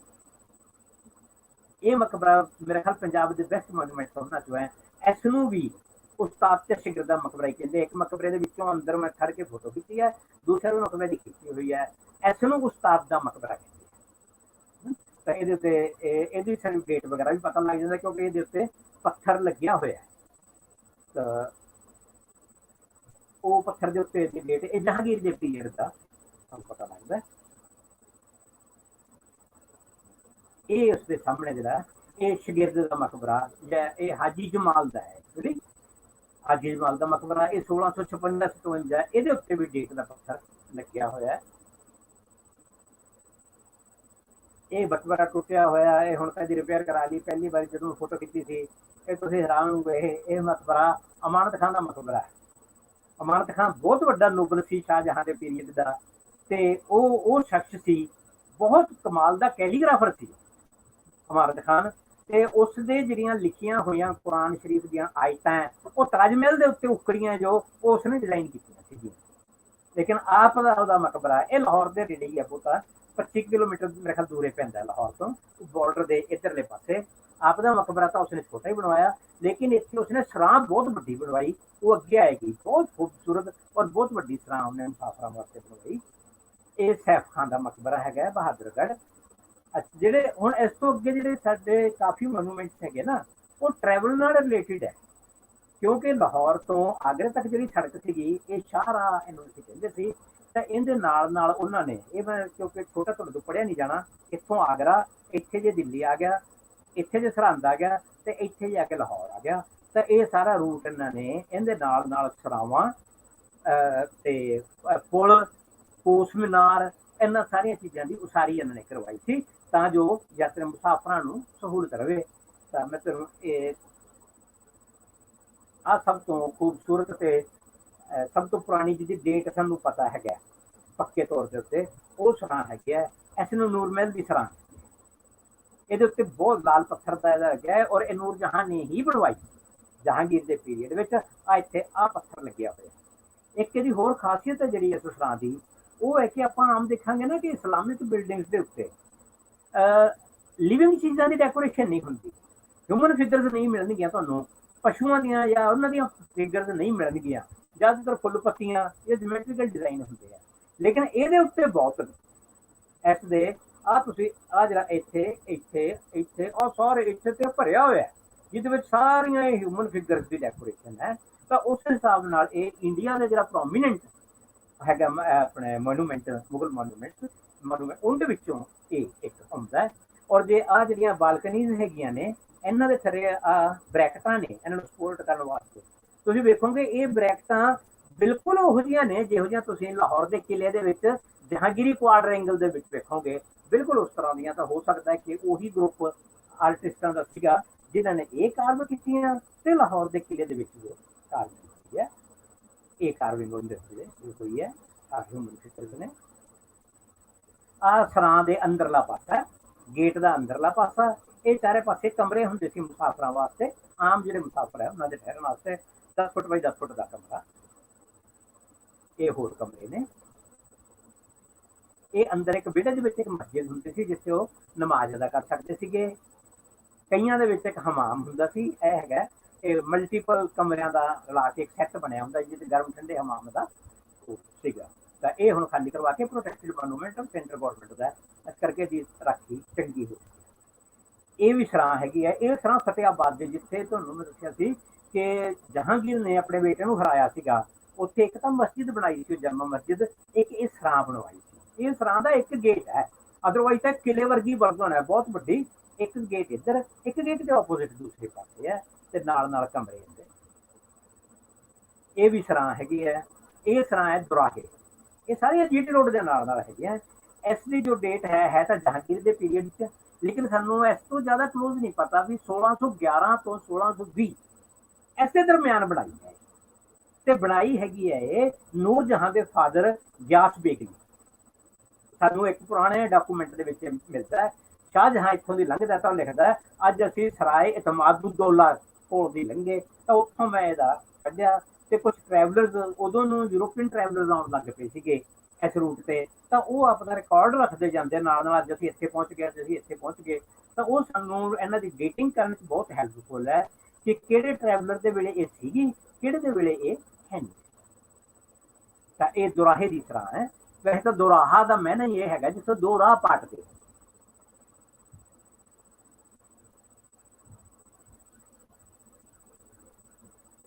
ਇਸੇ ਤਰ੍ਹਾਂ ਇਹ ਸਰਾਂ ਇੱਕ ਸ਼ੰਭੂ ਸਰਾਂ ਇਹਨੂੰ ਕਹਿੰਦੇ ਆ। ਇਹ ਵੀ ਜਹਾਂਗੀਰ ਦੇ ਪੀਰੀਅਡ ਦੀ ਹੈ। ਇਹ ਵੀ ਇੱਕ ਗੇਟ ਹੈ, ਇੱਕ ਗੇਟ ਦੇ ਪਰਲੇ ਪਾਸੇ ਦੂਸਰੇ ਪਾਸੇ ਹੈਗਾ। ਇਹ ਹੁਣ ਜਿਹੜਾ ਪੰਜਾਬ ਹਰਿਆਣਾ ਦਾ ਪ੍ਰੈਜ਼ੈਂਟ ਪੰਜਾਬ ਹੈ ਇੱਥੇ, ਉਸ ਦਾ ਬਾਰਡਰ ਹੈ। ਉਸ ਹਰਿਆਣੇ ਦੇ ਬਾਰਡਰ ਦੇ ਬਿਲਕੁਲ ਬਾਰਡਰ ਦੇ ਉੱਤੇ ਹੀ ਹੈ ਇੱਕ ਪਾਸੇ। ਲੋਕ ਆਮ ਤੌਰ ਤੇ ਨੂੰ ਕਿਲਾ ਕਹਿੰਦੇ। ਇਹਦਾ ਇੰਟੀਰੀਅਰ ਅੰਦਰਲਾ ਪਾਸਾ। ਇਹ ਮਸਜਿਦ ਦੇ ਵਿੱਚ ਨਮਾਜ਼ ਪੜ੍ਹਨ ਲਈ।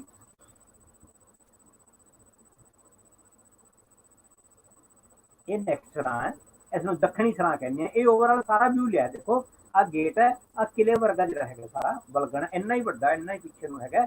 ਇੱਕ ਗੇਟ ਪਰਲੇ ਪਾਸੇ ਹੁੰਦਾ ਸੀਗਾ, ਵਿਚਾਰੇ ਇੱਕ ਮਸਜਿਦ ਤੇ ਇੱਕ ਹਮਾਮ ਵਗੈਰਾ। ਹਮਾਮ ਕਈਆਂ 'ਚ ਹੈਗਾ, ਕਈਆਂ 'ਚ ਨਹੀਂ ਹੈਗਾ, ਲੇਕਿਨ ਮਸਜਿਦ ਜ਼ਰੂਰ। ਵਿੱਚ।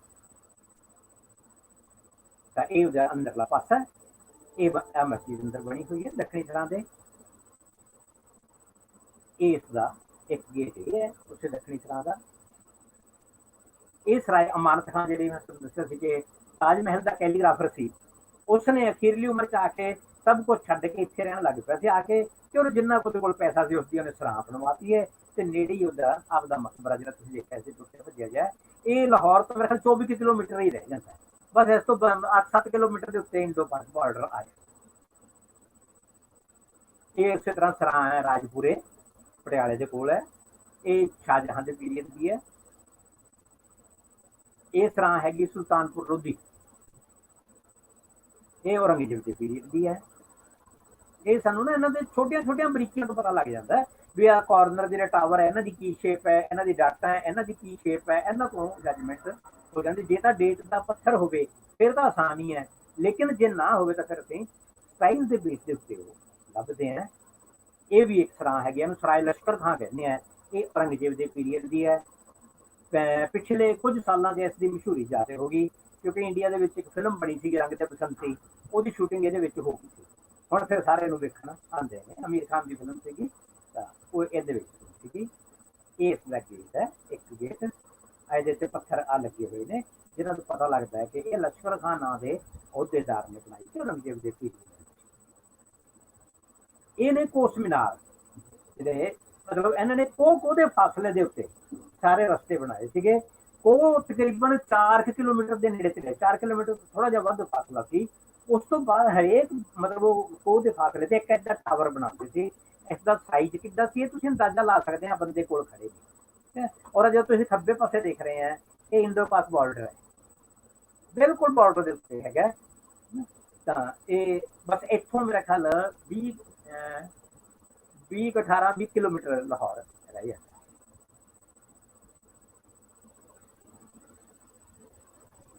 ਇਹਦੀਆਂ ਸ਼ੇਪ ਤਕਰੀਬਨ ਇਹੋ ਜਿਹੀ ਮੋਟੇ ਤੌਰ ਤੇ, ਉਹ ਥੋੜਾ ਮੋਟਾ ਏਰੀਆ ਨਾਲ ਫਰਕ ਪਿਆ ਹੋਇਆ, ਕਿਤੇ ਘੱਟ ਕਰਵ ਹੋ ਗਿਆ ਕਿਤੇ ਵੱਧ ਹੋ ਗਿਆ। ਇਸੇ ਤਰ੍ਹਾਂ ਆ ਕਰਵ ਹੈ, ਦੱਖਣੀ ਥਾਂ ਦੇ ਕੋਲ ਹੈਗੀ ਹੈ।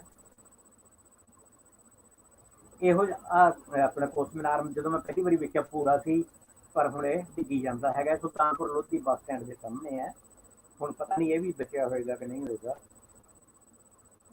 ਇਸ ਤੋਂ ਇਲਾਵਾ ਕੋਸ ਮੀਨਾਰ ਤੋਂ ਇਲਾਵਾ ਕੁਛ ਨਹੀਂ, ਬੌਲੀ ਹੁੰਦੀ ਸੀ ਇਹ ਜਿਹਾ ਖੂਹ ਜਿਹਦੇ ਵਿੱਚ ਪੌੜੀਆਂ ਉਤਰਦੀਆਂ ਹੋਣ ਤੇ ਬੰਦੇ ਥੱਲੇ ਉਤਰ ਕੇ ਖੂਹ ਤੋਂ ਪਾਣੀ ਵਗੈਰਾ ਪੌੜੀਆਂ ਨਾਲ ਲੈ ਆਉਣ। ਤਾਂ ਇਹ ਆ ਅੱਗੇ ਜਾ ਕੇ ਇੱਧਰ ਆ ਕੇ ਇੱਥੇ ਦੀ ਖੂਹ ਹੈ ਤੇ ਪੌੜੀਆਂ ਥੱਲੇ ਨੂੰ ਜਾਂਦੀਆਂ। ਇਹ ਸਰਾਏ ਅਮਾਨਤ ਖਾਨ ਵਿੱਚ ਹੀ ਹੈਗਾ। ਆ ਬੌਲੀ ਦੁਰਾਹੇ ਦੇ ਨੇੜੇ ਪਿੰਡ ਹੈ ਕਨੇਚ, ਇਹ ਉੱਥੇ ਹੈ, ਇਹ ਖਰਾਬ ਪਈ ਹੈਗੀ ਹੈ। ਇਹ ਵੀ ਉੱਥੇ ਦੀ ਫੋਟੋ ਤਸਵੀਰ ਹੈ। ਆ ਸੁਲਤਾਨਪੁਰ ਲੋਧੀ ਚ ਇੱਕ ਬੌਲੀ ਸੀ, ਉਹਦੇ ਖੂਹ ਦੀ ਤਸਵੀਰ ਹੈ। ਇਹ ਪੁਲ ਬਣੇ ਹੋਏ ਸੀ ਜਿਹੜੇ ਜੀਟੀ ਰੋਡ ਦੇ ਉੱਤੇ, ਜਿੱਥੇ ਜਿੱਥੇ ਥੋੜਾ ਪਾਣੀ ਸੀ, ਵੱਡੇ ਦਰਿਆਵਾਂ ਦੇ ਉੱਤੇ ਪੁਲ ਨਹੀਂ ਸੀ ਬਣਾਉਂਦੇ ਮੁਗਲ। ਜਿਹੜੇ ਥੋੜਾ ਪਾਣੀ ਸੀਗਾ ਵੱਡੇ ਦਰਿਆਵਾਂ ਦੇ ਤਾਂ ਨਾ ਇੰਸਟੈਂਟਲੀ ਉਦੋਂ ਹੀ ਇਹ ਬੇੜੀ ਵਗੈਰਾ ਦਾ ਇੰਤਜ਼ਾਮ ਹੁੰਦਾ ਸੀ, ਬੇੜੀਆਂ ਦਾ ਪੁਲ ਬਣਾ ਲੈਂਦੇ ਸੀਗੇ। ਜਿਹੜੇ ਛੋਟੇ ਬਹਾ ਸੀਗੇ ਉਹਨਾਂ ਦੇ ਉੱਤੇ ਪੁਲ ਬਣਾਉਂਦੇ ਸੀਗੇ। ਇਹ ਅਕਬਰ ਦੇ ਪੀਰੀਅਡ ਦਾ ਹੈਗਾ, ਸਾਡੇ ਕੋਲ ਰਿਕਾਰਡ ਹੈਗਾ। ਦੱਖਣੀ ਸਰਾਂ ਇੱਥੇ ਜੇ ਕਰਕੇ ਦੱਖਣੀ ਸਰਾਂ ਹੈਗੀ, ਉਹਦੇ ਨੇੜੇ ਹੀ ਹੈ ਬਿਲਕੁਲ। ਇਹ ਇੱਕ ਪੁਲ ਹੈ ਸਰਹੰਦ ਦੇ ਵਿੱਚ, ਔਰ ਇਹ ਹਾਲੇ ਵੀ ਇਨ ਯੂਜ਼ ਹੈ। ਸਰਹੰਦ ਤੇ ਫਤਿਹਗੜ੍ਹ ਸਾਹਿਬ ਦੀ ਜਿਹੜੀ ਸੜਕ ਹੈਗੀ ਆ ਉਹਦੇ ਉੱਤੋਂ ਦੀ ਹੈ। 3 ਪਾਰਟਸ ਹੈ ਇਹ, ਇੱਕ ਇਹੋ ਜਿਹਾ, ਇੱਕ ਇੱਧਰ ਹੋਰ ਹੈ, ਇੱਕ ਇੱਧਰਲੇ ਪਾਸੇ। ਇਹ ਪੁਲ ਦਾ ਇੱਕ ਟੁਕੜਾ ਬਚਿਆ ਹੋਇਆ, ਮੈਨੂੰ ਕਹਿੰਦੇ ਸੀਗੇ ਨਹੀਂ ਇਹ ਵੀ ਪਿੱਛੇ ਕੋਈ ਦੱਸਦਾ ਸੀ ਵੀ ਘੱਟ ਤਾਂ ਇਹ ਸੁਲਤਾਨਪੁਰ ਲੋਧੀ ਦੇ ਵਿੱਚ ਸੀਗਾ। ਇਹ ਪੁਲ ਔਰੰਗਜ਼ੇਬ ਦੇ ਪੀਰੀਅਡ ਦਾ ਸੀ। ਆ ਵੀ ਔਰੰਗਜ਼ੇਬ ਦੇ ਪੀਰੀਅਡ ਦਾ ਸੁਲਤਾਨਪੁਰ ਲੋਧੀ ਵਾਲਾ ਹੀ ਪੁਲ ਹੈ ਦੂਸਰੇ ਪਾਸਿਓਂ। ਹੁਣ ਦੱਸਦੇ ਕਹਿੰਦੇ ਇਹਦੇ ਉੱਤੇ ਗੁਰਦੁਆਰਾ ਬਣਾ ਲਿਆ, ਮੇਰੇ ਜਾ ਨਹੀਂ ਹੋਇਆ। ਅੱਛਾ, ਉਸ ਤੋਂ ਜਿਹੜੀ ਹੋਰ ਵੈਰਾਈਟੀ ਹੈ ਉਹ ਹੈਗੀ ਮੁਗਲ ਗਾਰਡਨ। ਔਰ ਸਭ ਤੋਂ ਮੇਜਰ ਜਿਹੜਾ ਮੁਗਲ ਗਾਰਡਨ ਹੈ ਉਹ ਇਹ ਹੈਗਾ, ਇਹਨੂੰ ਆਮ ਖਾਸ ਬਾਗ ਕਹਿੰਦੇ ਆ, ਸਰਹੰਦ ਦੇ ਵਿੱਚ ਹੈ। ਅਕਬਰ ਦੇ ਵੇਲੇ ਦੀ ਨੀਂਹ ਰੱਖੀ ਸੀ ਸੁਲਤਾਨ ਹਫੀਜ਼ ਰਖਨਾ ਨਾਲ ਅਹੁਦੇਦਾਰ ਸੀ, ਸਰਹੰਦ ਦਾ ਕਰੋੜੀ ਸੀ। ਉਸਨੇ ਇਸ ਬਾਗ ਦੀ, ਬਹੁਤ ਵੱਡਾ ਬਾਗ ਹੈ, ਜਿਸ ਤਰ੍ਹਾਂ ਸ਼ਾਲੀਮਾਰ ਬਾਗ ਹੈ ਉਸ ਟਾਈਪ ਦਾ ਬਾਗ ਹੈ। ਤਾਂ ਉਹਦੀ ਇੱਕ ਬਿਲਡਿੰਗ ਹੈ ਉਹਦੇ ਅੰਦਰ, ਇਹ ਟੁੱਟੀ ਭੱਜੀ ਪਈ ਹੈ। ਤਾਂ ਉਸ ਤੋਂ ਬਾਅਦ ਜਦੋਂ ਉਹਦੀ ਡੈਥ ਹੋ ਗਈ ਹਫੀਜ਼ ਰਖਨਾ ਦੀ, ਫਿਰ ਜਹਾਂਗੀਰ ਵੀ ਆਉਂਦਾ ਰਿਹਾ ਕਿਉਂਕਿ ਵਿਚਾਲੇ ਸੀਗਾ ਇਹ ਲਾਹੌਰ ਤੇ ਦਿੱਲੀ ਦੇ, ਉਹ ਸਟੇ ਕਰਦੇ ਸੀਗੇ ਫਿਰ ਇੱਥੇ ਕਾਫੀ ਚਿਰ। ਤਾਂ ਇਹਦੇ 'ਚ ਕੁਛ ਬਿਲਡਿੰਗਾਂ ਜਹਾਂਗੀਰ ਨੇ ਬਣਵਾਈਆਂ, ਕੁਛ ਇਹਦੇ 'ਚ ਸ਼ਾਹਜਹਾਂ ਨੇ ਵੀ ਐਡ ਕਰਵਾਈਆਂ। ਤਾਂ ਇਹ ਲਗਾਤਾਰ ਚੱਲਦਾ ਰਿਹਾ। ਤੇ ਉਦੋਂ ਇਹਨੂੰ ਨੌਲਖਾ ਬਾਗ ਵੀ ਕਹਿੰਦੇ ਸੀਗੇ, ਬਾਗੇ ਹਫੀਜ਼ ਰਖਨਾ ਵੀ ਕਹਿੰਦੇ ਸੀ। ਹੁਣ ਜਿਹੜਾ ਇਹਦਾ ਨਾਂ ਹੈਗਾ ਆਮ ਖਾਸ ਬਾਗ, ਇਹ ਪਟਿਆਲੇ ਦੇ ਰਾਜਿਆਂ ਨੇ ਰੱਖਿਆ ਹੋਇਆ, ਕਿਉਂਕਿ ਇਹ ਜਿਹੜਾ ਪਟਿਆਲੇ ਦੇ ਹਾਕਮਾਂ ਦੇ ਅੰਦਰ ਆ ਗਿਆ ਸੀਗਾ। ਪਟਿਆਲੇ ਦੇ ਹਾਕਮ ਇੱਥੇ ਠਹਿਰਦੇ ਖਲੋਤੇ ਸੀ, ਉਹਨਾਂ ਨੇ ਫਿਰ ਇਹਦੇ ਦੋ ਹਿੱਸੇ ਕਰਤੇ ਵੀ ਜਿਹੜਾ ਜਿਹਦੀ ਤਾਂ ਕੰਧ ਡਿੱਗੀ ਹੋਈ ਸੀ ਉਹ ਆਮ ਹੈ ਵੀ ਕੋਈ ਜੋ ਮਰਜ਼ੀ ਆਈ ਜਾਓ। ਇੱਕ ਇੱਧਰਲੇ ਪਾਸੇ ਪੋਰਸ਼ਨ ਹੈ ਜਿਹਦੇ ਅੰਦਰ ਚਾਰੇ ਪਾਸੇ ਕੰਧ ਹੈਗੀ ਹੈ, ਉਹ ਖਾਸ ਬਣਾ ਲਿਆ ਵੀ ਇੱਥੇ ਜਿਹੜਾ ਰਾਜਾ ਹੀ ਠਹਿਰ ਸਕੇਗਾ, ਇਹ ਆਮ ਤਾਂ ਇਹ ਉਹ ਆਮ ਖਾਸ ਬਾਗ ਦਾ ਹਿੱਸਾ ਹੈ। ਔਰ ਇੱਕ ਇੰਟਰਸਟਿੰਗਲੀ ਇਹ ਮੇਰਾ ਪਹਿਲਾ ਮੋਨੂਮੈਂਟ ਹੈ ਜਿੱਥੇ ਮੈਂ ਇਸਲਾਮਿਕ ਆਰਕੀਟੈਕਚਰ ਦੇ ਉੱਤੇ ਪੰਜਾਬ 'ਚ ਰਿਸਰਚ ਸ਼ੁਰੂ ਕੀਤੀ ਹੈ 1980 'ਚ। ਫਸਟ ਟਾਈਮ ਮੈਂ ਇੱਥੋਂ ਸ਼ੁਰੂ ਕੀਤੀ ਹੈ। ਤੇ ਜਦੋਂ ਮੈਂ 6 ਮਹੀਨੇ ਲਾਏ ਸੀ, ਉਦੋਂ ਜੋ ਰਿਸਰਚ ਪੇਪਰ ਲਿਖਿਆ ਸੀਗਾ ਉਹ ਮੇਰਾ ਲੰਡਨ 'ਚ ਉਦੋਂ ਓਰੀਐਂਟਲ ਆਰਟ ਦੇ ਵਿੱਚ ਪਬਲਿਸ਼ ਹੋਇਆ ਹੈ, ਪਬਲਿਸ਼ 85 ਦੇ ਵਿੱਚ ਹੋਇਆ। ਇਹ ਉਹਦੀ ਇੱਕ ਬਿਲਡਿੰਗ ਹੈ ਜਿਹਨੂੰ ਦੀਵਾਨ ਖਾਨਾ ਇੱਕ ਖਾਸ ਕਹਿ ਦਿੰਦੇ ਆ, ਮਤਲਬ ਖਾਸ ਬਿਲਡਿੰਗ। ਤੇ ਉਹਦੀ ਇਹ ਉਹਦੇ ਵਿੱਚ ਸ਼ੀਸ਼ ਮਹਿਲ ਹੈ। ਇਹ ਦੂਸਰਾ ਪਾਰਟ ਜਿਹੜਾ ਅਸੀਂ ਖਾਸ ਕਹਿੰਦੇ ਆ। ਆਹ ਵਿਚਾਲੇ ਤਲਾਅ ਹੈਗਾ, ਤਲਾਅ ਦੇ ਉੱਤੋਂ ਦੀ ਪੁਲ ਆਉਂਦਾ ਹੈ ਤੇ ਇਹ ਸਾਹਮਣੇ ਸ਼ੀਸ਼ ਮਹਿਲ। ਇਹ ਉਸਦੀ ਸੁਲਤਾਨ ਹਫੀਜ਼ ਰਖਨਾ ਜਿਹੜਾ ਕਾਊਂਟਰ ਸੀਗਾ ਉਸਦੀ ਕਬਰ ਹੈ। ਔਰ ਐਸਾ ਇਹ ਸਾਰੇ ਪਾਸੇ ਇਨਸਕ੍ਰਾਈਬਡ ਹੈ। ਇਹ ਸਾਰੀਆਂ ਇਨਸਕ੍ਰਿਪਸ਼ਨਸ ਜਿੰਨੀਆਂ ਹੈਗੀਆਂ ਇਹ ਅਸੀਂ ਪੜ੍ਹ ਚੁੱਕੇ ਹਾਂ, ਸਾਰੀਆਂ ਦਾ ਡਿਟੇਲ ਮੇਰੀ ਕਿਤਾਬ ਦੇ ਵਿੱਚ ਉਹਨਾਂ ਦੀ ਇੱਕ ਇੱਕ ਦੀ ਡਿਟੇਲ ਸਾਰੀ ਦਿੱਤੀ ਹੋਈ ਹੈ ਕਿ ਕਿਹੜਾ ਇਹ ਸਕ੍ਰਿਪਟ ਵਰਤਿਆ ਹੋਇਆ, ਕੀ ਲਿਖਿਆ ਹੋਇਆ, ਕੁਰਾਨ ਸ਼ਰੀਫ ਦੀ ਕਿਹੜੀ ਆਇਤ ਲਿਖੀ ਹੋਈ ਹੈ, ਉਹ ਸਾਰਾ ਕੀਤਾ ਹੋਇਆ। ਫਿਰ ਆ ਗਏ ਅਸੀਂ ਕਿਲਿਆਂ ਦੇ ਉੱਤੇ। ਤਾਂ ਇਹ ਕਿਲਾ ਬਠਿੰਡੇ ਦਾ ਕਿਲਾ ਹੈ। ਇਹਦੇ ਨਾਲ ਸਭ ਤੋਂ ਜ਼ਿਆਦਾ ਜੁੜਿਆ ਹੋਇਆ ਰਜ਼ੀਆ ਸੁਲਤਾਨਾ ਦਾ ਨਾਂ ਹੈ, ਕਿਉਂਕਿ ਵੀ ਰਜ਼ੀਆ ਸੁਲਤਾਨਾ ਇੱਥੇ ਕੈਦ ਰਹੀ ਸੀ ਥੋੜੀ ਜਿਹੀ ਦੇਰ। ਲੇਕਿਨ ਜਿੱਥੋਂ ਤੱਕ ਆਰਕੀਟੈਕਚਰਲ ਸਟਾਈਲ ਤੋਂ ਲੱਗਦਾ ਹੈ, ਉਹ ਜਿਹੜਾ ਇਹ ਖੜਾ ਹੈ ਨਾ, ਇਹ ਨਹੀਂ ਹੈਗਾ ਜਿਹੜਾ ਇਹ ਮਿਡੀਵਲ ਪੀਰੀਅਡ ਦਾ ਨਹੀਂ। ਇਹ ਜਿਹੜੀ ਸਾਰੀ ਸਟਰਕਚਰ ਹੈ ਨਾ, ਆਰਕੀਟੈਕਚਰਲ ਸਟਾਈਲ ਹੈ ਪਟਿਆਲੇ ਦੇ ਰਾਜਿਆਂ ਦਾ, ਕਿਉਂਕਿ ਇਹ ਬਾਅਦ ਦੇ ਵਿੱਚ ਪਟਿਆਲੇ ਵਾਲੇ ਹਾਕਮਾਂ ਦੇ ਅੰਦਰ ਆ ਗਿਆ ਸੀ ਕਿਲਾ, ਤੇ ਉਹਨਾਂ ਨੇ ਇਹ ਰੈਨੋਵੇਸ਼ਨ ਵਗੈਰਾ ਸਾਰੀ ਕਰਵਾਤੀ। ਉਹ ਠੀਕ ਹੈ ਵੀ ਇਸ ਥਾਂ ਦੇ ਉੱਤੇ ਉਹ ਕਿਲਾ ਹੋਏਗਾ ਜਿੱਥੇ ਰਜ਼ੀਆ ਸੁਲਤਾਨਾ ਕੈਦ ਰਹੀ, ਲੇਕਿਨ ਉਹ ਇਹ ਨਹੀਂ ਹੈ, ਆਹ ਸਰਟਨਲੀ ਨਹੀਂ ਹੈ। ਇਹ ਸਾਰੇ ਟਾਵਰ ਤੇ ਆ ਸਾਰਾ ਸਟਾਈਲ ਨਾ, ਗੇਟ ਦਾ ਮੈਂ ਸਾਰਾ ਸਟੱਡੀ ਕੀਤਾ ਹੋਇਆ, ਇਹ ਸਾਰਾ ਸਿੱਖ ਪੀਰੀਅਡ ਹੈ। ਇਹਦਾ ਗੇਟ ਦਾ ਅੰਦਰਲਾ ਪਾਸਾ ਲੋਕੀ ਤੁੱਕੇ ਲਾ ਲੈਂਦੇ ਆ, ਉੱਤੇ ਕਮਰੇ ਬਣਵਾਏ ਹੋਏ ਤੇ ਪਟਿਆਲੇ ਦੇ ਰਾਜਿਆਂ ਦੇ ਕਹਿਣਗੇ ਜੇ ਰਜ਼ੀਆ ਸੁਲਤਾਨਾ ਇੱਥੇ ਕਹਿ ਰਹੀ ਇਹਨਾਂ ਕਮਰੇ। ਇਹ ਉਸਦੀ ਚਾਰ ਦੀਵਾਰੀ ਤਸਵੀਰ ਹੈ ਕਿਲੇ ਦੀ। ਇਹ ਇੱਕ ਹੋਰ ਛੋਟਾ ਜਿਹਾ ਕਿਲਾ ਬਚਿਆ ਹੋਇਆ ਹੈ,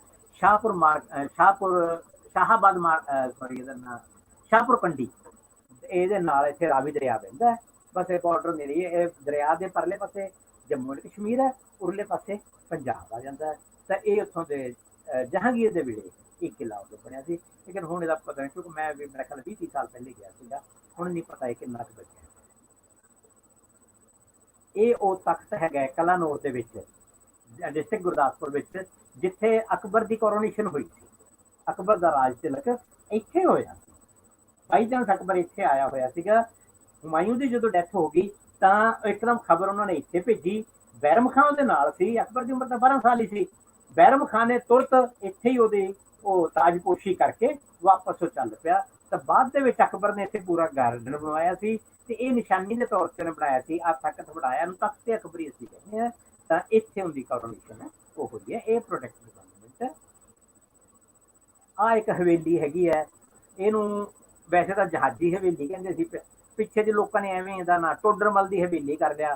ਹੁਣ ਮੇਰੇ ਖਿਆਲ SGPC ਨੇ ਕਬਜ਼ਾ ਕਰ ਲਿਆ ਤੇ ਉਹ ਗੁਰਦੁਆਰਾ ਬਣਾ ਦੇਣਗੇ ਹੋਰ, ਠੀਕ ਹੈ ਨਾ। ਅਦਰਵਾਈਜ਼ ਇਹਦਾ ਲੈਣ ਦੇਣ ਕੋਈ ਨਹੀਂ ਹੈ ਨਾ ਟੋਡਰਮਲ ਨਾਲ, ਕਿਉਂਕਿ ਟੋਡਰਮਲ ਤਾਂ ਬਹੁਤ ਪਹਿਲੇ ਮਰ ਲਏ। ਇਹ ਲੇਟ ਔਰੰਗਜ਼ੇਬ ਪੀਰੀਅਡ ਦੀ ਹਵੇਲੀ ਹੈਗੀ ਹੈ, ਇਹਦਾ ਸਟਾਈਲ ਉਹਦੇ ਨਾਲ ਕੋਈ ਨਹੀਂ। ਇਹ ਜਿਹੜਾ ਸੈਫ ਖਾਨ ਨੇ ਪਟਿਆਲੇ ਕੋਲ ਸੈਫਾਬਾਦ ਬਣਾਇਆ ਸੀ, ਇਹ ਉਸ ਦਾ ਗੇਟ ਹੈ। ਇਹਦੇ ਉੱਤੇ ਇੱਥੇ ਆ ਲਿਖਤ ਹੈਗੀ ਹੈ ਫਾਰਸੀ ਦੀ, ਜਿਹਦੇ ਵਿੱਚ ਮੈਂਸ਼ਨ ਕੀਤਾ ਹੋਇਆ। ਬਾਅਦ ਦੀਆਂ ਆ ਬਾਹਰਲੀਆਂ ਇਮਾਰਤਾਂ ਜਿਹੜੀਆਂ ਫੇਲ ਇਹ ਪਟਿਆਲੇ ਵਾਲੇ ਰਾਜਿਆਂ ਦਾ ਬਣਾਈਆਂ ਨੇ। ਇੱਕ ਜਿਹੜੀ ਵਿਸ਼ੇਸ਼ਤਾ ਹੈਗੀ ਹੈ ਪੰਜਾਬ ਦੀ ਆਰਕੀਟੈਕਚਰ ਦੀ, ਉਹ ਤੁਸੀਂ ਲਾਹੌਰ ਦੇ ਵਿੱਚ ਵੀ ਅਕਸਰ ਵੇਖਦੇ ਹੋਵੋਗੇ, ਉਹ ਹੈਗੀ ਹੈ ਇਹਨਾਂ ਦੇ ਉੱਤੇ ਸਜਾਵਟ ਜੋ ਹੈ ਉਹ ਗਲੇਜ਼ ਟਾਈਲਾਂ ਨਾਲ ਕੀਤੀ ਸਜਾਵਟ। ਇਹ ਇਹਨਾਂ ਦੀ ਵਿਸ਼ੇਸ਼ਤਾ ਹੈ। ਇਹ ਇੱਧਰਲੇ ਪਾਸੇ ਮੁਲਤਾਨ, ਲਾਹੌਰ ਤੇ ਉਰਲਾ ਪੰਜਾਬ ਇਸ ਏਰੀਏ ਵਿੱਚ ਹੀ ਜ਼ਿਆਦਾ ਹੋਈ ਹੈ। ਦਿੱਲੀ ਵੱਲ ਨੂੰ ਜਿਉਂ ਜਾਈ ਜਾਈਏ ਇਹ ਘਟੀ ਆ। ਤਾਂ ਇਹਦੇ ਨਾਲ ਇਹ ਵੀ ਸਾਨੂੰ ਹੈਲਪ ਕਰਦੀ ਹੈ ਇਹਨਾਂ ਦੀ ਡੇਟ ਡਿਟਰਮਿਨ ਕਰਨ 'ਚ ਵੀ ਕਿਹੜੇ ਰੰਗ ਦੀਆਂ ਟਾਈਲਾਂ ਵਰਤੀਆਂ, ਕਿਸ ਡਿਜ਼ਾਈਨ 'ਚ ਵਰਤੀਆਂ। ਉਹਦੇ ਨਾਲ ਅਸੀਂ ਉਹਨਾਂ ਦੀ ਡੇਟ ਕੈਲਕੂਲੇਟ ਕਰ ਲੈਂਦੇ ਹਾਂ ਤਕਰੀਬਨ। ਤਾਂ ਇਹ ਸਰਹੰਦ ਦੇ ਵਿੱਚ ਹੀ ਇੱਕ ਮਕਬਰਾ ਹੈ। ਬਲੂ ਟਾਈਲਸ ਜਿਹੜੀਆਂ ਇਹਦੇ ਵਿੱਚ ਲੱਗੀਆਂ ਹੋਈਆਂ, ਇਹ ਲੋਧੀ ਪੀਰੀਅਡ ਦਾ ਹੀ ਮਕਬਰਾ ਹੈ, ਜਦੋਂ ਸਿਰਫ ਕੱਲੀਆਂ ਫਿਰੋਜ਼ੀ ਰੰਗ ਦੀਆਂ ਟਾਈਲਾਂ ਵਰਤੀਆਂ। ਇਹ ਟਾਈਲ ਵਰਕ ਹੈਗਾ ਉਹਦੇ ਉੱਤੇ ਆਪਣੇ ਉਸਤਾਦ ਦੇ ਮਕਬਰੇ ਦੇ ਉਸਤਾਦ ਦੇ ਮਕਬਰੇ ਤੇ ਸੌਰੀ ਨਕੋਦਰ, ਉਹਦੇ ਉੱਤੇ ਟਾਈਲ ਵਰਕ ਹੈਗਾ। ਮੈਂ ਥੋੜਾ ਜਿਹਾ ਛੇਤੀ ਕਰ ਰਿਹਾ, ਕੋਈ ਮੈਨੂੰ ਲੱਗਦਾ ਟਾਈਮ ਹੋ ਰਿਹਾ, ਖਤਮ ਹੋ ਰਿਹਾ। ਇਹ ਦੁਰਾਹਾ ਦੀ ਸਰਾਂ ਹੈ, ਉਹਦੇ ਉੱਤੇ ਟਾਈਲ ਵਰਕ ਹੈ ਸਾਰਾ ਕੀਤਾ ਹੋਇਆ। ਇਸ ਤਰ੍ਹਾਂ ਦਾ ਟਾਈਲ ਵਰਕ ਜਹਾਂਗੀਰ ਦੇ ਪੀਰੀਅਡ ਵਿੱਚ ਹੁੰਦਾ ਸੀ। ਇਹ ਵੀ ਦੁਰਾਹਾ ਸਰਾਂ ਦੇ ਉੱਤੇ ਟਾਈਲ ਵਰਕ ਹੈਗਾ। ਇਹ ਵੀ ਉਸੇ ਸਟਾਈਲ ਤੇ ਇੱਟਾਂ ਨਾਲ ਪਹਿਲੇ ਡਿਜ਼ਾਈਨ ਬਣਾਉਂਦੇ ਸੀ, ਫਿਰ ਟਾਈਲ ਕੱਟ ਕੇ ਉਹਦੇ ਵਿੱਚ ਫਿੱਟ ਕਰਦੇ ਸੀ ਅੱਛੇ ਰੰਗਾਂ।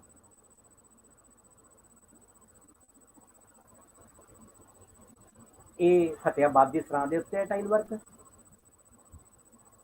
ਇਹ ਜਿਹੜਾ ਸ਼ਾਗਿਰਦ ਦਾ ਮਕਬਰਾ ਨਕੋਦਰ ਹੈ, ਸਭ ਤੋਂ ਖੂਬਸੂਰਤ ਟਾਈਲ ਵਰਕ ਇਹਦੇ ਉੱਤੇ ਹੈ। ਤੁਸੀਂ ਵੇਖਦੇ ਇਹ ਸਾਰਾ ਇਸ ਤਰ੍ਹਾਂ ਦਾ ਟਾਈਲ ਵਰਕ ਤੁਸੀਂ ਲਾਹੌਰ ਦੇ ਵਿੱਚ ਵਜ਼ੀਰ ਖਾਨ ਦੀ ਮਸਜਿਦ ਦੇ ਵਿੱਚ ਵੇਖ ਸਕਦੇ ਆ, ਜਾਂ ਫਿਰ ਜਿਹੜੇ ਲਾਹੌਰ ਦਾ ਕਿਲਾ ਹੈ ਉਸ ਦੀ ਇੱਕ ਪਿਕਚਰ ਵਾਲ ਕਹਿੰਦੇ ਆ, ਉਹਦੇ ਤੇ ਫਿਗਰੇਟਿਵ ਵੀ ਹੈਗਾ, ਉੱਥੇ ਇਕੱਲੇ ਫੁੱਲ ਨਹੀਂ, ਲੇਕਿਨ ਇਸ ਤਰ੍ਹਾਂ ਦਾ ਬਿਲਕੁਲ ਤਕਰੀਬਨ ਇਹੀ ਵਰਕ ਇੱਥੇ ਇਹਨਾਂ ਦੇ ਲਾਹੌਰ ਦੇ ਵਿੱਚ ਵਜ਼ੀਰ ਖਾਨ ਦੀ ਮਸਜਿਦ ਦੇ ਉੱਤੇ। ਉਹ ਤਾਂ ਫਾਈਨੈਸਟ ਐਗਜ਼ਾਮਪਲ ਗਿਣਿਆ ਜਾਂਦਾ ਨਾ ਵਜ਼ੀਰ ਖਾਨ ਦੀ ਮਸਜਿਦ ਦਾ, ਲੇਕਿਨ ਇਹ ਵੀ ਕਿਸੇ ਤਰ੍ਹਾਂ ਉਹਦੇ ਨਾਲੋਂ ਘੱਟ ਨਹੀਂ ਹੈ। ਆਹ ਹੋਰ ਡਿਟੇਲ ਹੈ ਜੀ। ਹਰੇਕ ਫੁੱਲ ਦਾ ਇੱਕ ਇੱਕ ਪੱਤਾ, ਇੱਕ ਇੱਕ ਪੀਸ ਕੱਟ ਕੇ ਇਹਦਾ ਚ ਫਿਕਸ ਕੀਤਾ ਹੋਇਆ। ਇਸ ਤਰ੍ਹਾਂ ਦਾ ਸਟਾਈਲ ਇਹ ਸ਼ਾਹਜਹਾਂ ਦੇ ਵੇਲੇ ਚੱਲਦਾ ਸੀ। ਇਹ ਫਰੂਟ ਦੀਆਂ ਟਰੇਜ਼ ਨੇ। ਇਹ ਜਿਹੜੀ ਸਰਾਏ ਅਮਾਨਤ ਹੈ ਉਹਦੇ ਉੱਤੇ ਉਹ ਕੈਲੀਗ੍ਰਾਫਰ ਮੈਂ ਤੁਹਾਨੂੰ ਦੱਸਿਆ ਸੀਗਾ, ਤਾਂ ਕੈਲੀਗ੍ਰਾਫਰ ਉਹਨੇ ਜਿਹੜੀ ਆਹ ਕੈਲੀਗ੍ਰਾਫੀ ਹੈਗੀ ਹੈ, ਇਹ ਆਪ ਦਾ ਰਿਕਾਰਡ ਉਸਨੇ ਦਰਜ ਕਰਾਇਆ ਵੀ ਇਹਨੇ ਅਮਾਨਤ ਖਾਨ ਨੇ ਬਣਵਾਈ ਜਰਾ, ਤਾਂ ਇਹ ਉਸ ਦੇ ਉੱਤੇ ਸਰਾਏ ਅਮਾਨਤ ਖਾਨ ਦੇ ਗੇਟ ਦੇ ਉੱਤੇ ਇੰਨਾ ਕੁ ਬਚਿਆ ਇਨਸਕ੍ਰਿਪਸ਼ਨ ਇਹ ਪੜ੍ਹੀ ਗਈ ਹੈ। ਉਸ ਸਰਾਏ ਅਮਾਨਤ ਖਾਨ ਦੇ ਉੱਤੇ ਆ ਡਿਜ਼ਾਈਨ ਵੇਖੋ, ਇਹ ਟਾਈਲਾਂ ਨਾਲ ਬਣਾਇਆ ਹੈ। ਥੈਂਕਸ। ਇੰਨਾ ਕੁ ਮੈਂ ਤੁਹਾਨੂੰ ਅੱਜ ਇਹ ਰੂਬਰੂ ਕਰਾਇਆ। ਇਮਾਰਤਾਂ ਹੋਰ ਵੀ ਨੇ, ਲੇਕਿਨ ਸਮੇਂ ਦੀ ਮਜਬੂਰੀ ਤੇ ਆਪਾਂ ਉਹ ਨਹੀਂ ਕਰ ਸਕੇ। ਜੇ ਤੁਸੀਂ ਇਹਦੇ ਬਾਰੇ ਕਿਸੇ ਬਾਰੇ ਕੁਛ ਗੱਲਬਾਤ ਕਰਨੀ ਚਾਹੋ ਤਾਂ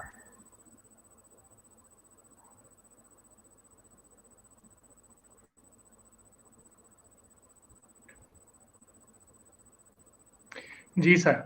ਸਰ ਬਹੁਤ ਜ਼ਬਰਦਸਤ, ਬੜਾ ਮਜ਼ਾ ਆਇਆ ਸਾਰੀ ਗੱਲਬਾਤ ਸੁਣਨ ਦਾ, ਔਰ ਇਹ ਚੀਜ਼ਾਂ ਸਾਡੇ ਵਾਸਤੇ ਬਹੁਤ ਨਵੀਆਂ ਸਨ ਜਿਹੜੀਆਂ ਅਸੀਂ ਹੁਣ ਤੁਹਾਡੇ ਰਾਹੀਂ ਵੇਖੀਆਂ ਔਰ ਸਮਝੀਆਂ।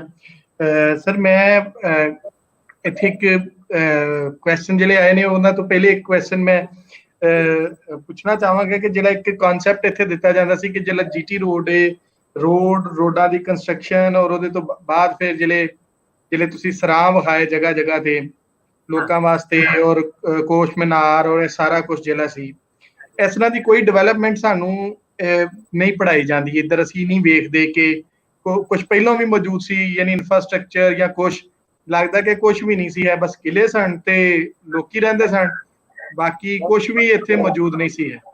ਬਿਲਕੁਲ। ਔਰ ਇਹ ਆਮ ਤੌਰ ਤੇ ਸੂਰੀ ਨਾਲ ਜੋੜ ਲੈਂਦੇ ਆ। ਇਹਨਾਂ ਤੋਂ ਕੋਈ ਵੀ ਸਰਾਂ ਸ਼ੇਰਸ਼ਾਹ ਸੂਰੀ ਵੇਲੇ ਦੇ ਟਾਈਮ ਦੀ ਹੈ ਨਾ, ਨਕੋਸ਼ ਮੀਨਾਰ ਕੋਈ ਉਸ ਟਾਈਮ ਦਾ ਹੈਗਾ। ਇਹ ਸਾਰੇ ਮੁਗਲ ਪੀਰੀਅਡ ਦੇ।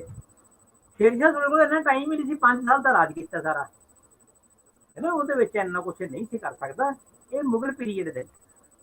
ਔਰ ਜਹਾਂਗੀਰ ਨੇ ਸਪੈਸ਼ਲ ਇੰਟਰਸਟ ਲਿਆ ਕਿਉਂ ਉਹ ਕਸ਼ਮੀਰ ਜਾਣ ਦਾ ਸ਼ੌਕੀਨ ਸੀ, ਉਹ ਅਕਸਰ ਤੁਰਿਆ ਹੀ ਰਹਿੰਦਾ ਸੀਗਾ, ਤਾਂ ਉਸਨੇ ਫਿਰ ਆਪਦੇ ਨੋਬਲਜ਼ ਨੂੰ ਸਪੈਸ਼ਲ ਹੁਕਮ ਕੀਤਾ ਵੀ ਆਹ ਸੜਕ ਜਿਹੜਾ ਹੈਗਾ ਸ਼ਾਹਰਾਹ, ਇਹਨੂੰ ਵਧੀਆ ਬਣਾਓ। ਇਸ ਕਰਕੇ ਇਹ ਬਹੁਤਾ ਉਦੋਂ।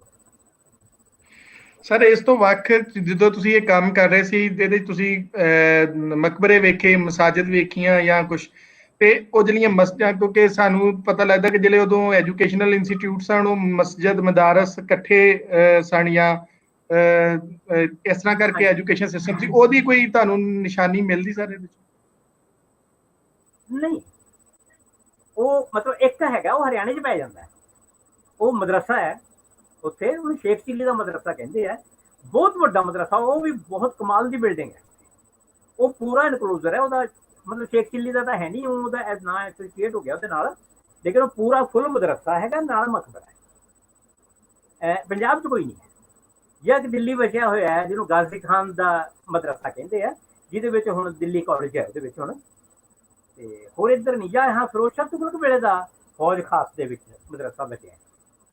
ਜੀ ਸਰ, ਜਦੋਂ ਤੁਸੀਂ ਬਿਲਡਿੰਗ ਵਿਖਾ ਰਹੇ ਸੀ, ਸਾਡੇ ਨਾਲ ਇੱਧਰ ਜਿੰਨੇ ਵੀ ਸਾਡੇ ਸੀਨੀਅਰ ਸਕਾਲਰਸ ਨੇ ਉਹਨਾਂ 'ਚ ਪ੍ਰੋਫੈਸਰ ਮੀਨਾ ਡਾਂਡਾ ਹੋਣ ਜਾਂ ਅਮਨਦੀਪ ਬਲ ਹੋਣ, ਪ੍ਰੋਫੈਸਰ ਸੁਖਦੇਵ ਸੋਲ ਜੀ ਹੋਣ, ਹੋਰ ਜਿੰਨੇ ਨੈਣ ਸੁਖ ਹੋਰੀ, ਸਾਰੇ ਉਹਨੂੰ ਵੇਖ ਰਹੇ ਸੀ, ਨਾਲ ਨਾਲ ਲਿਖ ਰਹੇ ਸੀ, ਹੁਣ ਵੀ ਵੇਖ ਰਹੇ ਹੋਣਗੇ। ਤੇ ਉਹਦੇ ਵਿੱਚ ਸਾਰਿਆਂ 'ਚ ਕਾਮਨ ਗੱਲ ਜਿਹੜੀ ਉਹ ਆ ਰਹੀ ਸੀ ਕਿ ਨੈਗਲੈਕਸ਼ਨ ਜਿਹੜੀ ਨਜ਼ਰ ਆਉਂਦੀ ਹੈ, ਕਿ ਨੈਗਲੈਕਟ ਕੀਤਾ ਗਿਆ, ਇਹਨਾਂ ਨੂੰ ਕੋਈ ਸਾਂਭ ਨਹੀਂ ਇਹਨਾਂ ਦੀ ਹੈ। ਇਹ ਬਿਲਕੁਲ ਇਸ ਤਰ੍ਹਾਂ ਦੀ ਜਿਹੜੀ ਹੈ ਨਾ ਸੋਚ, ਇਹ ਕਿਸ ਤਰ੍ਹਾਂ ਵਾ ਕਿ ਉਹਨਾਂ ਦੀ ਕਿਉਂ ਨਹੀਂ ਸਾਂਭ ਕੀਤੀ ਜਾਂਦੀ? ਸਾਂਭ ਐਕਚੁਅਲੀ ਨਾ ਜੀ ਹੁਣ ਸਰਕਾਰਾਂ ਦੇ ਇੰਟਰਸਟ ਇਹ ਰਹੇ ਹੀ ਨਹੀਂ। ਅੱਗੇ ਪੂਰਾ ਡਿਪਾਰਟਮੈਂਟ ਸੀ, ਹੁਣ ਇਹਨਾਂ ਵਿੱਚੋਂ 10 ਮੋਨੂਮੈਂਟਸ ਤਾਂ ਸੈਂਟਰ ਗਵਰਨਮੈਂਟ ਦੇ ਪ੍ਰੋਟੈਕਟਿਡ ਹੈ, ਉਹ ਤਾਂ ਚਲੋ ਠੀਕ ਨੇ। ਪੰਜਾਬ ਗਵਰਨਮੈਂਟ ਦਾ ਜਿਹੜਾ ਡਿਪਾਰਟਮੈਂਟ ਸੀ, ਉਹ ਹੁਣ ਡਿਪਾਰਟਮੈਂਟ ਲਗਭਗ ਖਤਮ ਹੀ ਕਰਤਾ ਇਹਨਾਂ ਨੇ। ਤਾਂ ਉਹ ਕੋਈ ਕੇਅਰ ਨਹੀਂ, ਇਹ ਤਾਂ ਪੋਲੀਟੀਸ਼ੀਅਨ ਹੈ ਨਾ ਜਿਹੜੇ, ਇਹਨਾਂ ਨੂੰ ਤਾਂ ਬਸ ਵੋਟਾਂ ਕਿਸ ਚੀਜ਼ ਨਾਲ ਮਿਲਦੀਆਂ, ਉਹ ਕੰਮ ਇਹਨਾਂ ਨੇ ਕਰਨਾ। ਇਹਨਾਂ ਨੂੰ ਕੋਈ ਹਿਸਟੋਰੀਕਲ ਇੰਟਰਸਟ ਨਹੀਂ, ਇਹਨਾਂ ਨੂੰ ਕੋਈ ਆਰਕੀਟੈਕਚਰ ਦਾ ਇੰਟਰਸਟ ਨਹੀਂ ਹੈਗਾ, ਨਾ ਹਿਸਟਰੀ 'ਚ ਕੁਛ ਨਹੀਂ ਹੈ ਇਹਨਾਂ ਨੂੰ। ਇਹਨਾਂ ਨੂੰ ਤਾਂ ਇਹ ਹੈ ਵੀ ਇੱਥੇ ਆਹ ਕਰਦੀ ਹੈ ਤਾਂ ਇੰਨੀਆਂ ਵੋਟਾਂ ਬਣਦੀਆਂ, ਤੇ ਲੋਕੀ ਜ਼ਮੀਨ ਤੇ ਕਬਜ਼ਾ ਕਰਨ ਨੂੰ ਫਿਰਦੇ ਹੀ ਰਹਿੰਦੇ ਹੈਗੇ। ਜਿਹੜਾ ਨੇੜੇ ਜਿਹਦੀ ਹੈਗੀ ਹੈ ਕੋਈ ਇਮਾਰਤ, ਉਹ ਇੱਟਾਂ ਪੱਟ ਕੇ ਲੈ ਜੂ, ਬਾਂਹ ਲੱਗਦੀ ਹੋਏ ਇਮਾਰਤ ਤੇ ਵੀ ਕਬਜ਼ਾ ਕਰ ਲੂ। ਸੋ ਇਸ ਤਰ੍ਹਾਂ ਮਤਲਬ ਲੋਕਾਂ 'ਚ ਅਵੇਅਰਨੈਸ ਹੈ ਨਹੀਂ ਵੀ ਇਹ ਕੋਈ ਵੈਲਿਊ ਹੈ ਇਹਨਾਂ ਦੀ, ਤਾਂ ਕਰਕੇ ਉਹ ਫਿਰ ਲੋਕ ਵੀ ਬਸ ਹੀ ਹਰੇਕ ਨੂੰ ਇਹ ਯਾਰ ਥਾਂ ਤੇ ਕਬਜ਼ਾ ਕਰੋ। ਬਿਲਕੁਲ, ਇਹ ਦੋਵਾਂ ਪਾਸੇ ਇੱਕੋ ਜੀ ਗੱਲ ਨਜ਼ਰ ਆਉਂਦੀ ਹੈ ਕਿ ਇਹ ਜਿਹੜੀਆਂ ਕਬਜ਼ੇ ਕਰਨਾ ਔਰ ਨੈਗਲੈਕਸ਼ਨ ਔਰ ਜ਼ਮੀਨ ਜਿਹੜੀ ਹੈ ਰੀਅਲ ਸਟੇਟ ਦੇ ਵਿੱਚ ਹੜਪ ਕਰਨ ਦਾ ਤਰੀਕਾਕਾਰ ਜਿਹੜਾ ਹੈ, ਉਹ ਦੋਵਾਂ ਪਾਸੇ ਇੱਕੋ ਜਿਹੀ ਨਜ਼ਰ ਆਉਂਦਾ ਹੈ। ਤੇ ਸਾਹਿਬ ਸਾਰਾ ਕੁਝ ਹੀ ਇੱਕੋ ਜਿਹਾ ਹੈ ਬਿਲਕੁਲ ਕੋਈ ਕਿਸੇ ਤਰ੍ਹਾਂ ਦਾ ਉਹ ਜਿਹੀ ਹੈ, ਸੇਮ ਬਲੌਕ ਹੈ ਬੰਦਿਆਂ ਦਾ। ਇਹ ਤਾਂ ਇੱਕ ਬਾਰਡਰ ਬਣ ਗਿਆ, ਠੀਕ ਹੈ ਨਾ, ਆਰਟੀਫਿਸ਼ੀਅਲ ਬਾਰਡਰ ਹੈ। ਅਦਰਵਾਈਜ਼ ਉਹੀ ਮੈਂਟੈਲਿਟੀ, ਉਹਨੇ ਕੀ ਚੰਗੇ ਉਹਨੇ ਕੀ ਮਾੜੇ, ਸਾਰੇ ਉਹ ਵੀ ਹੈ, ਉਨੀ ਕੀ ਸੋਚੀ ਹੈ ਇਹਨਾਂ ਨੂੰ। ਸਰ, ਅਸੀਂ ਇੱਥੇ ਬਹੁਤ ਦਫਾ ਇਹ ਗੱਲ ਹੁੰਦੀ ਹੈ ਕਿ ਜਿਹੜੀ ਟੂਰਿਜ਼ਮ ਦੀ ਇੰਡਸਟਰੀ ਹੈ, ਟੂਰਿਜ਼ਮ ਨੂੰ ਵਧਾਉਣਾ ਚਾਹੀਦਾ ਹੈ, ਟੂਰਿਸਟ ਆਉਣੇ ਚਾਹੀਦੇ ਨੇ।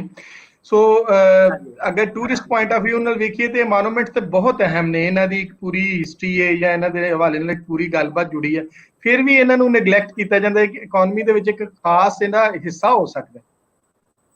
ਸ਼ਾਰਟ ਸਾਈਟਡ ਪੋਲੀਟੀਸ਼ੀਅਨ ਹੈ ਜੀ ਉਹ ਤਾਂ, ਵੀ ਮੇਰੀ 5 ਸਾਲ ਦੀ ਵਾਰੀ ਆਈ ਹੈ, ਹੁਣ ਮੈਂ ਲੁੱਟ ਲਾਂ ਜੋ ਮੇਰੇ ਤੋਂ ਲੁੱਟੀ ਜਾਏ। ਹੋਰ ਕਿਸੇ ਚੀਜ਼ ਵਾਲੇ ਨਾਲ ਕੋਈ ਖਿਆਲ। ਆ ਟੂਰਿਜ਼ਮ ਤੇ ਆ ਉਹ ਵੀ ਇੱਥੇ ਹੋਟਲ ਬਣਾ ਦਿਓ, ਚਲੇ ਤੇ ਇੰਨੇ ਪੈਸੇ ਖਾ ਲਓ, ਬਸ ਇਹਨੂੰ ਹੋਰ ਕਿਸੇ ਚੀਜ਼ ਦਾ ਕੋਈ।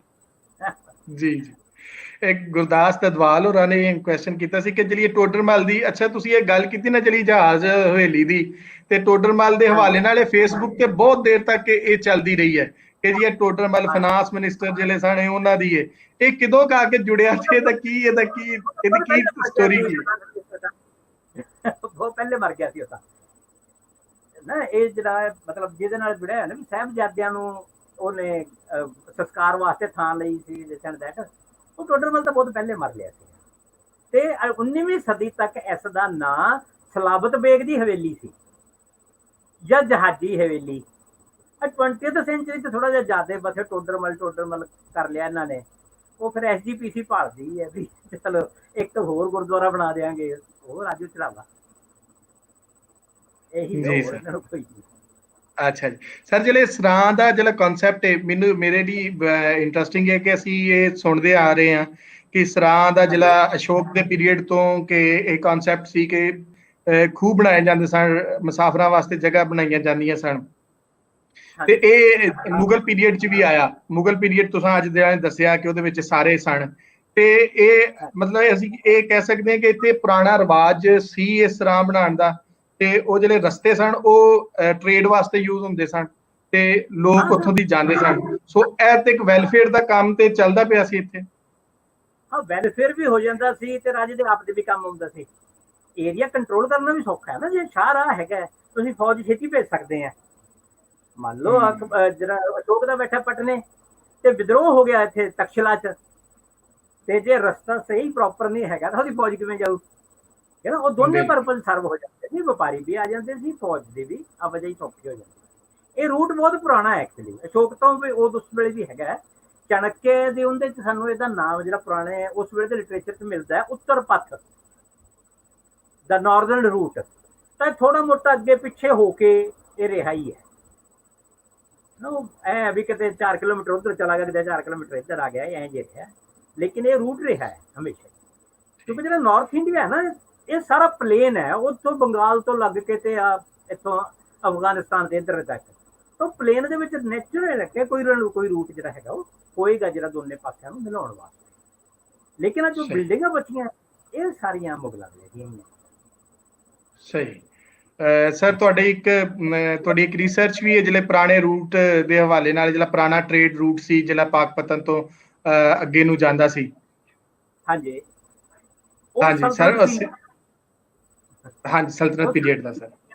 ਇਧਰੋਂ ਨਾ ਉਦੋਂ ਰੂਟ ਇਹ ਸੀਗੇ ਹਿਸਾਰ, ਹਾਂਸੀ, ਸਰਸਾ, ਅਬੋਰ ਤੋਂ ਹੋ ਕੇ ਇਹ ਆਪਣਾ ਪਾਕਪਤਨ ਤੇ ਐ ਨਿਕਲ ਜਾਂਦਾ ਸੀ। ਐਕਚੁਅਲੀ ਨਾ ਜਿਹੜਾ ਲਾਹੌਰ ਵਾਲਾ ਰੂਟ ਇਹ ਜਦੋਂ ਇਹ ਮੰਗੋਲ ਵਗੈਰਾ ਆ ਗਏ ਨਾ, ਉਹਨਾਂ ਨੇ ਇਹ ਡਿਸਟਰੋਏ ਕਰਤਾ, ਉਦੋਂ ਫਿਰ ਰੂਟ ਉਧਰ ਦੀ ਹੋ ਗਿਆ, ਲੇਕਿਨ ਉਧਰ ਹੌਲੇ ਹੌਲੇ ਰੇਗਿਸਤਾਨ ਵੱਧ ਗਿਆ।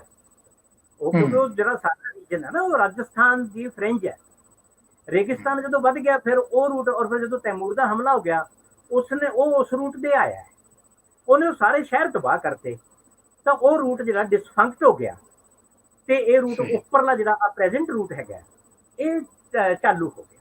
ਇਹ 15ਵੀਂ ਸਦੀ 'ਚ ਹੀ ਹੈ ਸ਼ੁਰੂ ਹੋ ਗਿਆ ਥੋੜਾ ਥੋੜਾ, ਲੇਕਿਨ ਮੁਗਲਾਂ ਵੇਲੇ ਇਹ ਬਿਲਕੁਲ ਐਨ ਅਥੈਂਟਿਕ ਜੀ। ਸਰ ਅਸੀਂ ਬਿਲਕੁਲ ਉਹ ਤੁਹਾਡੇ ਇੱਕ ਪੂਰਾ ਲੈਕਚਰ ਸਰ ਅਸੀਂ ਚਾਹਾਂਗੇ ਕਿ ਉਹਦੇ ਤੇ ਵੀ ਹੋਵੇ, ਉਸ ਰੂਟ ਦੇ ਹਵਾਲੇ ਨਾਲ ਵੀ ਅਸੀਂ ਤੁਹਾਡਾ ਕਰਨਾ ਚਾਹਾਂਗੇ। ਤੇ ਸਰ ਅੱਜ ਦਾ ਜਿਹੜਾ ਲੈਕਚਰ ਹੈ ਬਹੁਤ ਹੀ ਇੰਟਰਸਟਿੰਗ, ਸਾਡੇ ਵਾਸਤੇ ਇੱਕ ਅਹਿਮ ਲੈਕਚਰ ਸੀ ਅੱਜ ਦਾ, ਕਿਉਂਕਿ ਇਹ ਜਿਹੜੀਆਂ ਚੀਜ਼ਾਂ ਸੀ ਸਾਡੇ ਵਾਸਤੇ, ਮੇਰੇ ਐਟਲੀਸਟ ਮੈਂ ਆਪਣੀ ਗੱਲ ਕਰਾਂ, ਬਾਕੀ ਤੇ ਸੀਨੀਅਰ ਲੋਕ ਨੇ ਉਹਨਾਂ ਨੂੰ ਪਤਾ ਹੋਏਗਾ, ਤੇ ਸਾਡੇ ਨਾਲ ਜੁੜੇ ਜਿਹੜੇ ਸਾਡੇ ਯੰਗ ਹਿਸਟੋਰੀਅਨਸ ਨੇ ਉਹਨਾਂ ਦੇ ਵਾਸਤੇ ਬੜਾ ਅਹਿਮ ਔਰ ਬੜਾ ਅੱਜ ਦਾ ਬਹੁਤ ਅਹਿਮ ਲੈਕਚਰ ਸੀ, ਜਿਹਦੇ ਚ ਅਸੀਂ ਉਧਰਲੇ ਸਾਈਡ ਤੇ ਜਿਹੜੇ ਮੋਨੂਮੈਂਟਸ ਹਨ ਉਹਨਾਂ ਨੂੰ ਵੇਖ ਸਕੇ। ਸਰ ਤੁਹਾਡੇ ਟਾਈਮ ਦਾ ਬਹੁਤ ਬਹੁਤ ਸ਼ੁਕਰੀਆ, ਤੁਹਾਡੀ ਬਹੁਤ ਮਿਹਰਬਾਨੀ ਕਿ ਸਰ ਤੁਸੀਂ ਸਾਨੂੰ ਟਾਈਮ ਦਿੱਤਾ ਆਏ ਸਰ। ਬਹੁਤ ਵੈਲਕਮ ਜੀ। ਸਾਰੇ ਦੋਸਤਾਂ ਦਾ ਬਹੁਤ ਸ਼ੁਕਰੀਆ ਜਿਹੜੇ ਸਾਡੇ ਨਾਲ ਅੱਜ ਮੌਜੂਦ ਸਨ। ਅੱਜ ਸਾਡੀ ਹਿਸਟਰੀ ਲੈਕਚਰ ਸੀਰੀਜ਼ ਦੇ ਵਿੱਚ ਇੱਕ ਬਹੁਤ ਹੀ ਅਹਿਮ ਲੈਕਚਰ ਸੀ, ਔਰ ਮੈਂ ਸਮਝਦਾ ਕਿ ਜਿਸ ਤਰ੍ਹਾਂ ਇੱਥੇ ਬਹੁਤ ਸਾਰੇ ਐਸੇ ਲੈਕਚਰ ਸਨ ਜਿਨ੍ਹਾਂ ਦੇ ਵਿੱਚ ਇੱਕ ਨਵੀਂ ਚੀਜ਼ਾਂ ਨੂੰ ਐਕਸਪਲੋਰ ਕੀਤਾ, ਉਹਨਾਂ ਚੋਂ ਇੱਕ ਲੈਕਚਰ ਜਿਹੜਾ ਹੈ ਨਾ ਅੱਜ ਡਾਕਟਰ ਸੁਭਾਸ਼ ਪਰਿਹਾਰ ਜੀ ਦਾ ਸੀ। ਵੈਸੇ ਤਾਂ ਅਸੀਂ ਇਹ ਗੱਲ ਕਰਦੇ ਹਾਂ ਕਿ ਜਿਹੜਾ ਲਾਇਲਪੁਰ ਯੰਗ ਹਿਸਟੋਰੀਅਨ ਕਲੱਬ ਦਾ ਜਿਹੜਾ ਵਿਜ਼ਨ ਹੈ ਉਹ ਇਹ ਹੀ ਹੈ ਕਿ ਅਸੀਂ ਜਿਹੜੀ ਇੱਕ ਖਾਸ ਹਿਸਟਰੀ ਨਾਲ ਜੁੜੀਆਂ ਹੋਈਆਂ ਖਾਸ ਚੀਜ਼ਾਂ ਨੇ ਉਹਨਾਂ ਨੂੰ ਅਸੀਂ ਸਾਹਮਣੇ ਲੈ ਕੇ ਆਈਏ, ਜਿਹੜੀਆਂ ਅਜੇ ਤੱਕ ਸਾਹਮਣੇ ਨਹੀਂ ਆਈਆਂ, ਔਰ ਨਾਲ ਦੀ ਨਾਲ ਉਹਨਾਂ ਨੂੰ ਅਸੀਂ ਇੱਕ ਆਬਜੈਕਟਿਵ ਅਪਰੋਚ ਦੇ ਨਾਲ ਸਾਹਮਣੇ ਲੈ ਕੇ ਆਈਏ, ਕਿ ਜਿਹਦੇ ਨਾਲ ਇੱਕ ਬੈਲੈਂਸਡ ਅਪਰੋਚ ਦੇ ਨਾਲ, ਤਾਂ ਕਿ ਇੱਕ ਆਬਜੈਕਟਿਵਿਟੀ ਹੈ ਉਹ ਸਾਹਮਣੇ ਆਵੇ। ਸੋ ਅਸੀਂ ਇਹ ਕੋਸ਼ਿਸ਼ ਜਿਹੜੀ ਹੈ ਨਾ ਜਾਰੀ ਰੱਖਾਂਗੇ। ਸੋ ਇਸ ਕੋਸ਼ਿਸ਼ ਦੇ ਵਿੱਚ ਸਾਡੇ ਨਾਲ ਹਰ ਕਦਮ ਤੇ ਇੱਕ ਜਿਹੜਾ ਹੈ ਉਹ ਅਹਿਮ ਸਟੈਪ ਬਣਦਾ ਜਾਂਦਾ, ਜਿੱਦਾਂ ਕਿ ਅੱਜ ਦਾ ਲੈਕਚਰ ਇੱਕ ਵੱਡੀ ਪੌੜੀ ਹੈ ਸਾਡੇ ਲਾਇਲਪੁਰ ਯੰਗ ਹਿਸਟੋਰੀਅਨ ਦੇ ਲੈਕਚਰ ਸੀਰੀਜ਼ ਦੇ ਵਿੱਚ। ਮੈਂ ਤੁਹਾਡੇ ਸਾਰਿਆਂ ਦਾ ਬਹੁਤ ਮਸ਼ਕੂਰ ਹਾਂ ਜਿਹੜੇ ਸਾਡੇ ਨਾਲ ਰਹੇ। ਗੱਲ ਇਹ ਕਰਨੀ ਸੀ ਕਿ ਕੱਲ ਐਤਵਾਰ ਦਾ ਦਿਨ ਬੁੱਕ ਆਫ ਦਾ ਵੀਕ, ਇਸ ਵਾਰੀ ਬੁੱਕ ਆਫ ਦਾ ਵੀਕ ਸਾਨੂੰ ਲਾਉਣ ਵਿੱਚ ਦੇਰ ਹੋ ਗਈ, ਉਹਦੀ ਮੈਂ ਪਹਿਲਾਂ ਮਾਫੀ ਚਾਹਾਂਗਾ, ਕਿਉਂਕਿ ਸਾਡੀ ਆਲਰੇਡੀ ਇੱਕ ਸਕਾਲਰ ਦੇ ਨਾਲ book of the week decided ਸੀ। ਅਚਾਨਕ ਉਹਨਾਂ ਨੂੰ ਕੋਈ ਕੰਮ ਸੀ ਤੇ ਉਹ ਬੁੱਕ ਆਫ ਦਾ ਵੀਕ ਉਹਨਾਂ ਨੇ ਸਾਨੂੰ ਥੋੜਾ ਜਿਹਾ ਲੇਟ ਦੱਸਿਆ, ਔਰ ਉਹ ਲੇਟ ਦੱਸਣ ਦੇ ਨਾਲ ਸਾਨੂੰ ਫਿਰ ਬੁੱਕ ਸਿਲੈਕਟ ਕਰਨ ਦੇ ਵਿੱਚ ਇੱਕ ਪ੍ਰੋਸੈਸ ਦੇ ਥਰੂ ਉਹਨੂੰ ਚੈੱਕ ਕਰਨ ਦੇ ਵਿੱਚ ਬਹੁਤ ਜਿਹੜਾ ਟਾਈਮ ਲੱਗ ਜਾਂਦਾ ਕਿ ਕਿਹੜੀ ਬੁੱਕ ਅਸੀਂ ਰੱਖੀਏ, ਜਿਹੜੀ ਕਿਤਾਬ ਜਿਹੜੀ ਹੈ ਨਾ ਉਹ ਉਹਦੇ ਤੇ ਗੱਲਬਾਤ ਹੋ ਸਕੇ ਔਰ ਸਾਡੇ ਲਈ ਸਾਡੇ ਸੁਣਨ ਵਾਲਿਆਂ ਵਾਸਤੇ ਬਹੁਤ ਅਹਿਮ ਹੋਵੇ। ਸੋ ਉਹ ਵੀ ਇੱਕ ਟਾਈਮ ਲੱਗਦਾ ਕਿ ਜਿਹੜੇ ਅਸੀਂ ਆਪਣੇ ਦੋਸਤਾਂ ਨੂੰ ਦੇ ਨਾਲ ਫੋਨਿਕਲੀ ਜਾਂ ਜਿਸ ਤਰ੍ਹਾਂ ਵੀ ਅਸੀਂ ਰਾਬਤਾ ਕਰਕੇ ਉਸ ਕਿਤਾਬ ਨੂੰ ਡਿਸਾਈਡ ਕਰਨੇ। ਦੂਜੀ ਵੱਡੀ ਹਰਡਲ ਇਹ ਹੁੰਦੀ ਹੈ ਕਿ ਅਗਰ ਕਿਤਾਬ ਨੂੰ ਡਿਸਾਈਡ ਕਰ ਲਿਆ ਜਾਏ ਔਰ ਉਹਦੇ ਵਿੱਚ ਪੂਰੇ ਦਿਨ ਮੌਜੂਦ ਨਾ ਹੋਣ, ਤੇ ਉਹਨਾਂ ਨੂੰ ਰਿਵਿਊਵਰਸ ਨੂੰ ਕਿਤਾਬ ਪੜ੍ਹ ਕੇ ਫਿਰ ਉਹਦੇ ਤੇ ਗੱਲਬਾਤ ਲਿਖ ਕੇ ਜਾਂ ਉਹਨੂੰ ਤੇ ਗੱਲਬਾਤ ਕਰਨਾ ਬਹੁਤ ਮੁਸ਼ਕਲ ਹੋ ਜਾਂਦਾ ਹੈ, ਔਰ ਉਹ ਇਨਸਾਫ ਵੀ ਨਹੀਂ ਕਰ ਪਾਉਂਦੇ। ਸੋ ਸਾਡੇ ਵਾਸਤੇ ਇਸ ਵਾਰੀ ਬਹੁਤ ਪ੍ਰੋਬਲਮੈਟਿਕ ਸੀ ਕਿ ਬਿਲਕੁਲ 11th ਆਰ ਸਾਨੂੰ ਆ ਕੇ ਕਿਤਾਬ ਡਿਸਾਈਡ ਕਰਨੀ ਪਈ, ਔਰ ਅਸੀਂ ਫਿਰ ਉਸ ਕਿਤਾਬ ਆਪਣੀ ਕਲੈਕਸ਼ਨ ਚੋਂ ਉਹ ਕਿਤਾਬ ਜਿਹੜੀ ਹੈ ਡਿਸਾਈਡ ਕੀਤੀ, ਜਿਹੜੀ ਸਾਡੇ ਸਕਾਲਰਸ ਦੇ ਕੋਲ ਮੌਜੂਦ ਸੀ, ਉਹਨਾਂ ਦੇ ਆਲਰੇਡੀ ਉਹਦੇ ਤੇ ਰਿਵਿਊਜ਼ ਸਨ, ਉਹਨਾਂ ਨੂੰ ਪੜ੍ਹ ਚੁੱਕੇ ਸਨ। ਫਿਰ ਅਸੀਂ ਉਹ ਜਿਹੜੀ ਕਿਤਾਬ ਅਸੀਂ ਇੰਡੀਜਨਸ ਐਜੂਕੇਸ਼ਨ ਇਨ ਪੰਜਾਬ ਜਿਹੜੀ ਅਸੀਂ ਲੈਟਨਰ ਦੀ ਕਿਤਾਬ ਅਸੀਂ ਇਸ ਵਾਰੀ ਡਿਸਾਈਡ ਕੀਤੀ ਹੈ। उस किताब के हवाले नाल मैं दस जावां कि किताब पंजाब डिजिटल लाइब्रेरी ते भी मौजूद है। अगर कोई दोस्त नहीं लभ पा रहा तो वो अगर कमेंट च लिखेगा तो मैं थल्ले ओदा जिहड़ा है लिंक ला देंगा। पूनम अयूब जी भी वो लिंक सारे दोस्तों नाल शेयर कर रहे हैं, उन्हां नाल भी तुसीं राबता कर सकते हो, वो भी शेयर कर रहे हैं। तो असीं वो लिंक भी ला देंगे, तुसीं उत्थों किताब नूं वेख भी सकते हो, पढ़ भी सकते हो। माजरत इस गल दी करनी सी कि तुसीं हुण कोशिश करके उन्होंने जिन्ना पढ़ सको जरूर पढ़ो। अज दे रात कल 12 वजे असीं उस किताब ते गलबात करांगे। उस किताब ते गलबात करने वास्ते साडे लालपुर यंग हिस्टोरियन दे बहुत सीनियर लोग अमर रियाज टूटू जिहड़ा है वो पंजाब लैंदे पंजाब तो और चढ़ते पंजाब तो साडे बहुत ही रिस्पैक्टेड प्रोफैसर डॉक्टर सुखदेव सोल जी ਉਹਦੇ ਤੇ ਗੱਲਬਾਤ ਕਰਨਗੇ। ਸਾਡੀ ਕਿਤਾਬਾਂ ਦੀ ਲੜੀ ਜਿਹੜੀ ਇਹ ਟੁਰੀ ਆਣ ਦੀ ਬੁੱਕ ਆਫ ਦਾ ਵੀਕ, ਇਹਦੇ ਵਿੱਚ ਅਸੀਂ ਜਿੰਨੀਆਂ ਵੀ ਕਿਤਾਬਾਂ ਲੈ ਕੇ ਹੁਣ ਤੱਕ ਆਏ ਕੋਸ਼ਿਸ਼ ਕੀਤੀ ਹੈ ਕਿ ਬਿਹਤਰੀਨ ਕਿਤਾਬਾਂ ਹੋਣ ਔਰ ਉਹਨਾਂ ਦੇ ਉੱਪਰ ਖੁੱਲ ਕੇ ਗੱਲਬਾਤ ਵੀ ਕੀਤੀ ਜਾਏ ਔਰ ਇੱਕ ਡਿਫਰੈਂਟ ਐਂਗਲ ਦੇ ਨਾਲ ਅਸੀਂ ਲੋਕਾਂ ਨੂੰ ਉਹਦੇ ਤੱਕ ਪੜਾਈਏ। ਤੇ ਨਾਲ ਦੇ ਨਾਲ ਅਸੀਂ ਇਹ ਕੋਸ਼ਿਸ਼ ਕੀਤੀ ਕਿ ਕੋਵਿਡ ਦੇ ਦਿਨਾਂ ਵਿੱਚ ਅਸੀਂ ਜਿਹੜੀ ਆਪਣੀ ਯੰਗ ਹਿਸਟੋਰੀਅਨਸ ਨੇ, ਜਿਹੜੇ ਸਾਡੇ ਨਵੇਂ ਜਿਹੜੇ ਪੜ੍ਹਨ ਵਾਲੇ ਕੁੜੀਆਂ ਮੁੰਡੇ ਨੇ, ਅਸੀਂ ਉਹਨਾਂ ਨੂੰ किताब वाल लैके और खास कर वो किताबां जिहड़ियां मेरा ख्याल है कि घट नजर च आंदियां ने, उन्हां किताबां वाल लैके आइए। एटलीस्ट रिव्यू सुन के या उत्थों असीं लिंक दे थ्रू वो किताब तक पहुंचण, उत्थों पढ़ना हो सकदा, उन्हां दी रिसर्च विच नवीं वो चीज़ आ जावे या उत्थों कोई नवां उन्हां नूं टॉपिक मिल जाए काम करन वास्ते, ते वो साडे रिव्यूअर दी उस अप्रोच दे नाल भी कुछ बेहतरी वाल जिहड़ा है ना काम जा सके। सो ये लड़ी असीं टोर के रखांगे। तुहाडे तावंदी दोस्तां दे जिहड़े साडे नाल ने उन्हां दे आवन की बहुत जरूरत है, क्योंकि किताब में सिलेक्ट करने में असीं मुख्तलिफ लोगों नाल राबते करने हैं। और मैं समझना कि एक मैं बहुत मशहूर हाँ सारे दोस्तों का कि जिहड़े इन्ने थोड़े टाइम दे विच या मतलब कि पेन लैंदे ने कि इहनूं होना चाहिए और डेफिनेटली वो असीं जिहड़े इकल्ले असीं नहीं कर सकते, उहदे नाल सारे दोस्तां दा एक बहुत वड्डा जिहड़ा है ना वो सर्कल हुंदा है कि जदों किताब जांदी है ते असीं कितनी दफा फोन करने कि किताब हो सकती नहीं हो सकती, की प्रॉब्लम्स ने ਜਾਂ ਇਹ ਕਿਤਾਬ ਕਿਸ ਤਰ੍ਹਾਂ ਸਾਡੇ ਸਕਾਲਰਸ ਨੂੰ, ਲੋਕਾਂ ਨੂੰ ਸਾਡੇ ਨਾਲ ਜਿਹੜੇ ਜੁੜੇ ਹੋਏ ਨੇ ਉਹਨਾਂ ਨੂੰ ਫਾਇਦਾ ਦੇ ਸਕਦੀ ਹੈ, ਤੇ ਫਿਰ ਜਾ ਕੇ ਅਸੀਂ ਉਹ ਕਿਤਾਬ ਡਿਸਾਈਡ ਕਰਨੇ ਆ। ਸੋ ਇਸ ਹਫਤੇ ਦਿਨ 12 ਵਜੇ ਨਾਲੇ ਇੱਕ ਮੈਂ ਬੇਨਤੀ ਇਹ ਕਰਨੀ ਸੀ ਕਿ 12 ਵਜੇ ਸਾਡੇ ਔਰ 12:30 ਇੰਡੀਅਨ ਟਾਈਮ ਦੇ ਮੁਤਾਬਕ ਅਸੀਂ ਹਾਜ਼ਰ ਹੁੰਨੇ ਆ। ਉਹਦੇ ਵਿੱਚ ਸਾਡੇ ਦੋਸਤਾਂ ਨੂੰ ਜ਼ਿਆਦਾ ਤੋਂ ਜ਼ਿਆਦਾ ਜਿਹੜਾ ਹੈ ਉਹ ਦੋਸਤ ਉਹਦੇ ਚ ਆਣ ਔਰ ਉਹ ਗੱਲਬਾਤ ਦਾ ਹਿੱਸਾ ਬਣਨ। ਸੋ ਅਸੀਂ ਕਿਸੇ ਵੀ ਤਰੀਕੇ ਨਾਲ ਆਪਣੇ ਸਟੂਡੈਂਟਸ ਨੂੰ, ਕਿਉਂਕਿ ਮੇਰੇ ਕੋਲ ਜਿਹੜੀ ਲਿਸਟ ਸਾਹਮਣੇ ਮੇਰੀ ਨਜ਼ਰ ਆ ਰਹੀ ਵੇਖਣ ਵਾਲਿਆਂ ਦੀ, वो ज्यादातर प्रोफेसर्स दी है, टीचर्स दी है। वो अगर अपने स्टूडेंट्स ਨੂੰ ਵੀ ਕਹਿਣ ਕਿ ਇਸ ਦਿਨ यानी संडे वाले दिन ਦੇ ਟਾਈਮ ਤੇ ਥੋੜਾ ਫ੍ਰੀ ਟਾਈਮ ਵੀ ਹੋ ਸਕਦਾ ਹੈ, ਤੇ ਉਸ ਟਾਈਮ ਅਗਰ ਉਹ ਕਿਤਾਬ ਦੀ ਇਸ ਬੈਠਕ ਦੇ ਵਿੱਚ ਆਣ ਤੇ ਉਹ ਕਿਤਾਬ ਅਸੀਂ ਕੋਸ਼ਿਸ਼ ਕਰਨੇ ਕਿ ਅਵੇਲੇਬਲ ਵੀ ਕਰੀਏ, ਤੇ ਉਹ ਇਸ ਬੈਠਕ ਵਿੱਚ ਆਣ ਔਰ ਇਹਨਾਂ ਕਿਤਾਬਾਂ ਦੇ ਉੱਪਰੋਂ ਫਾਇਦਾ ਚੁੱਕ ਕੇ ਤੇ ਪੰਜਾਬ ਦੀ ਤਾਰੀਖ ਦੇ ਹਵਾਲੇ ਨਾਲ ਨਵੇਂ ਤੋਂ ਨਵੇਂ ਕੰਮ ਕਰਨ ਔਰ ਗ੍ਰੇ ਏਰੀਆਜ਼ ਜਿਹੜੇ ਨੇ, ਜਿਹੜੀਆਂ ਭੁਲੇਖੇ ਨੇ, जिस तरह अज डॉक्टर सुभाष होरां ने बहुत सारिया चीज़ों को इंज क्लीयर करके दसिया कि उन्होंने सेंस बन गई कि किस तरह गल सी। सो असीं चाहते हैं कि इस तरह का कोई काम हो सके। सारे दोस्तों का बहुत शुक्रिया। मिलने कल 12 बजे बुक ऑफ द वीक दे नाल। रब रखा।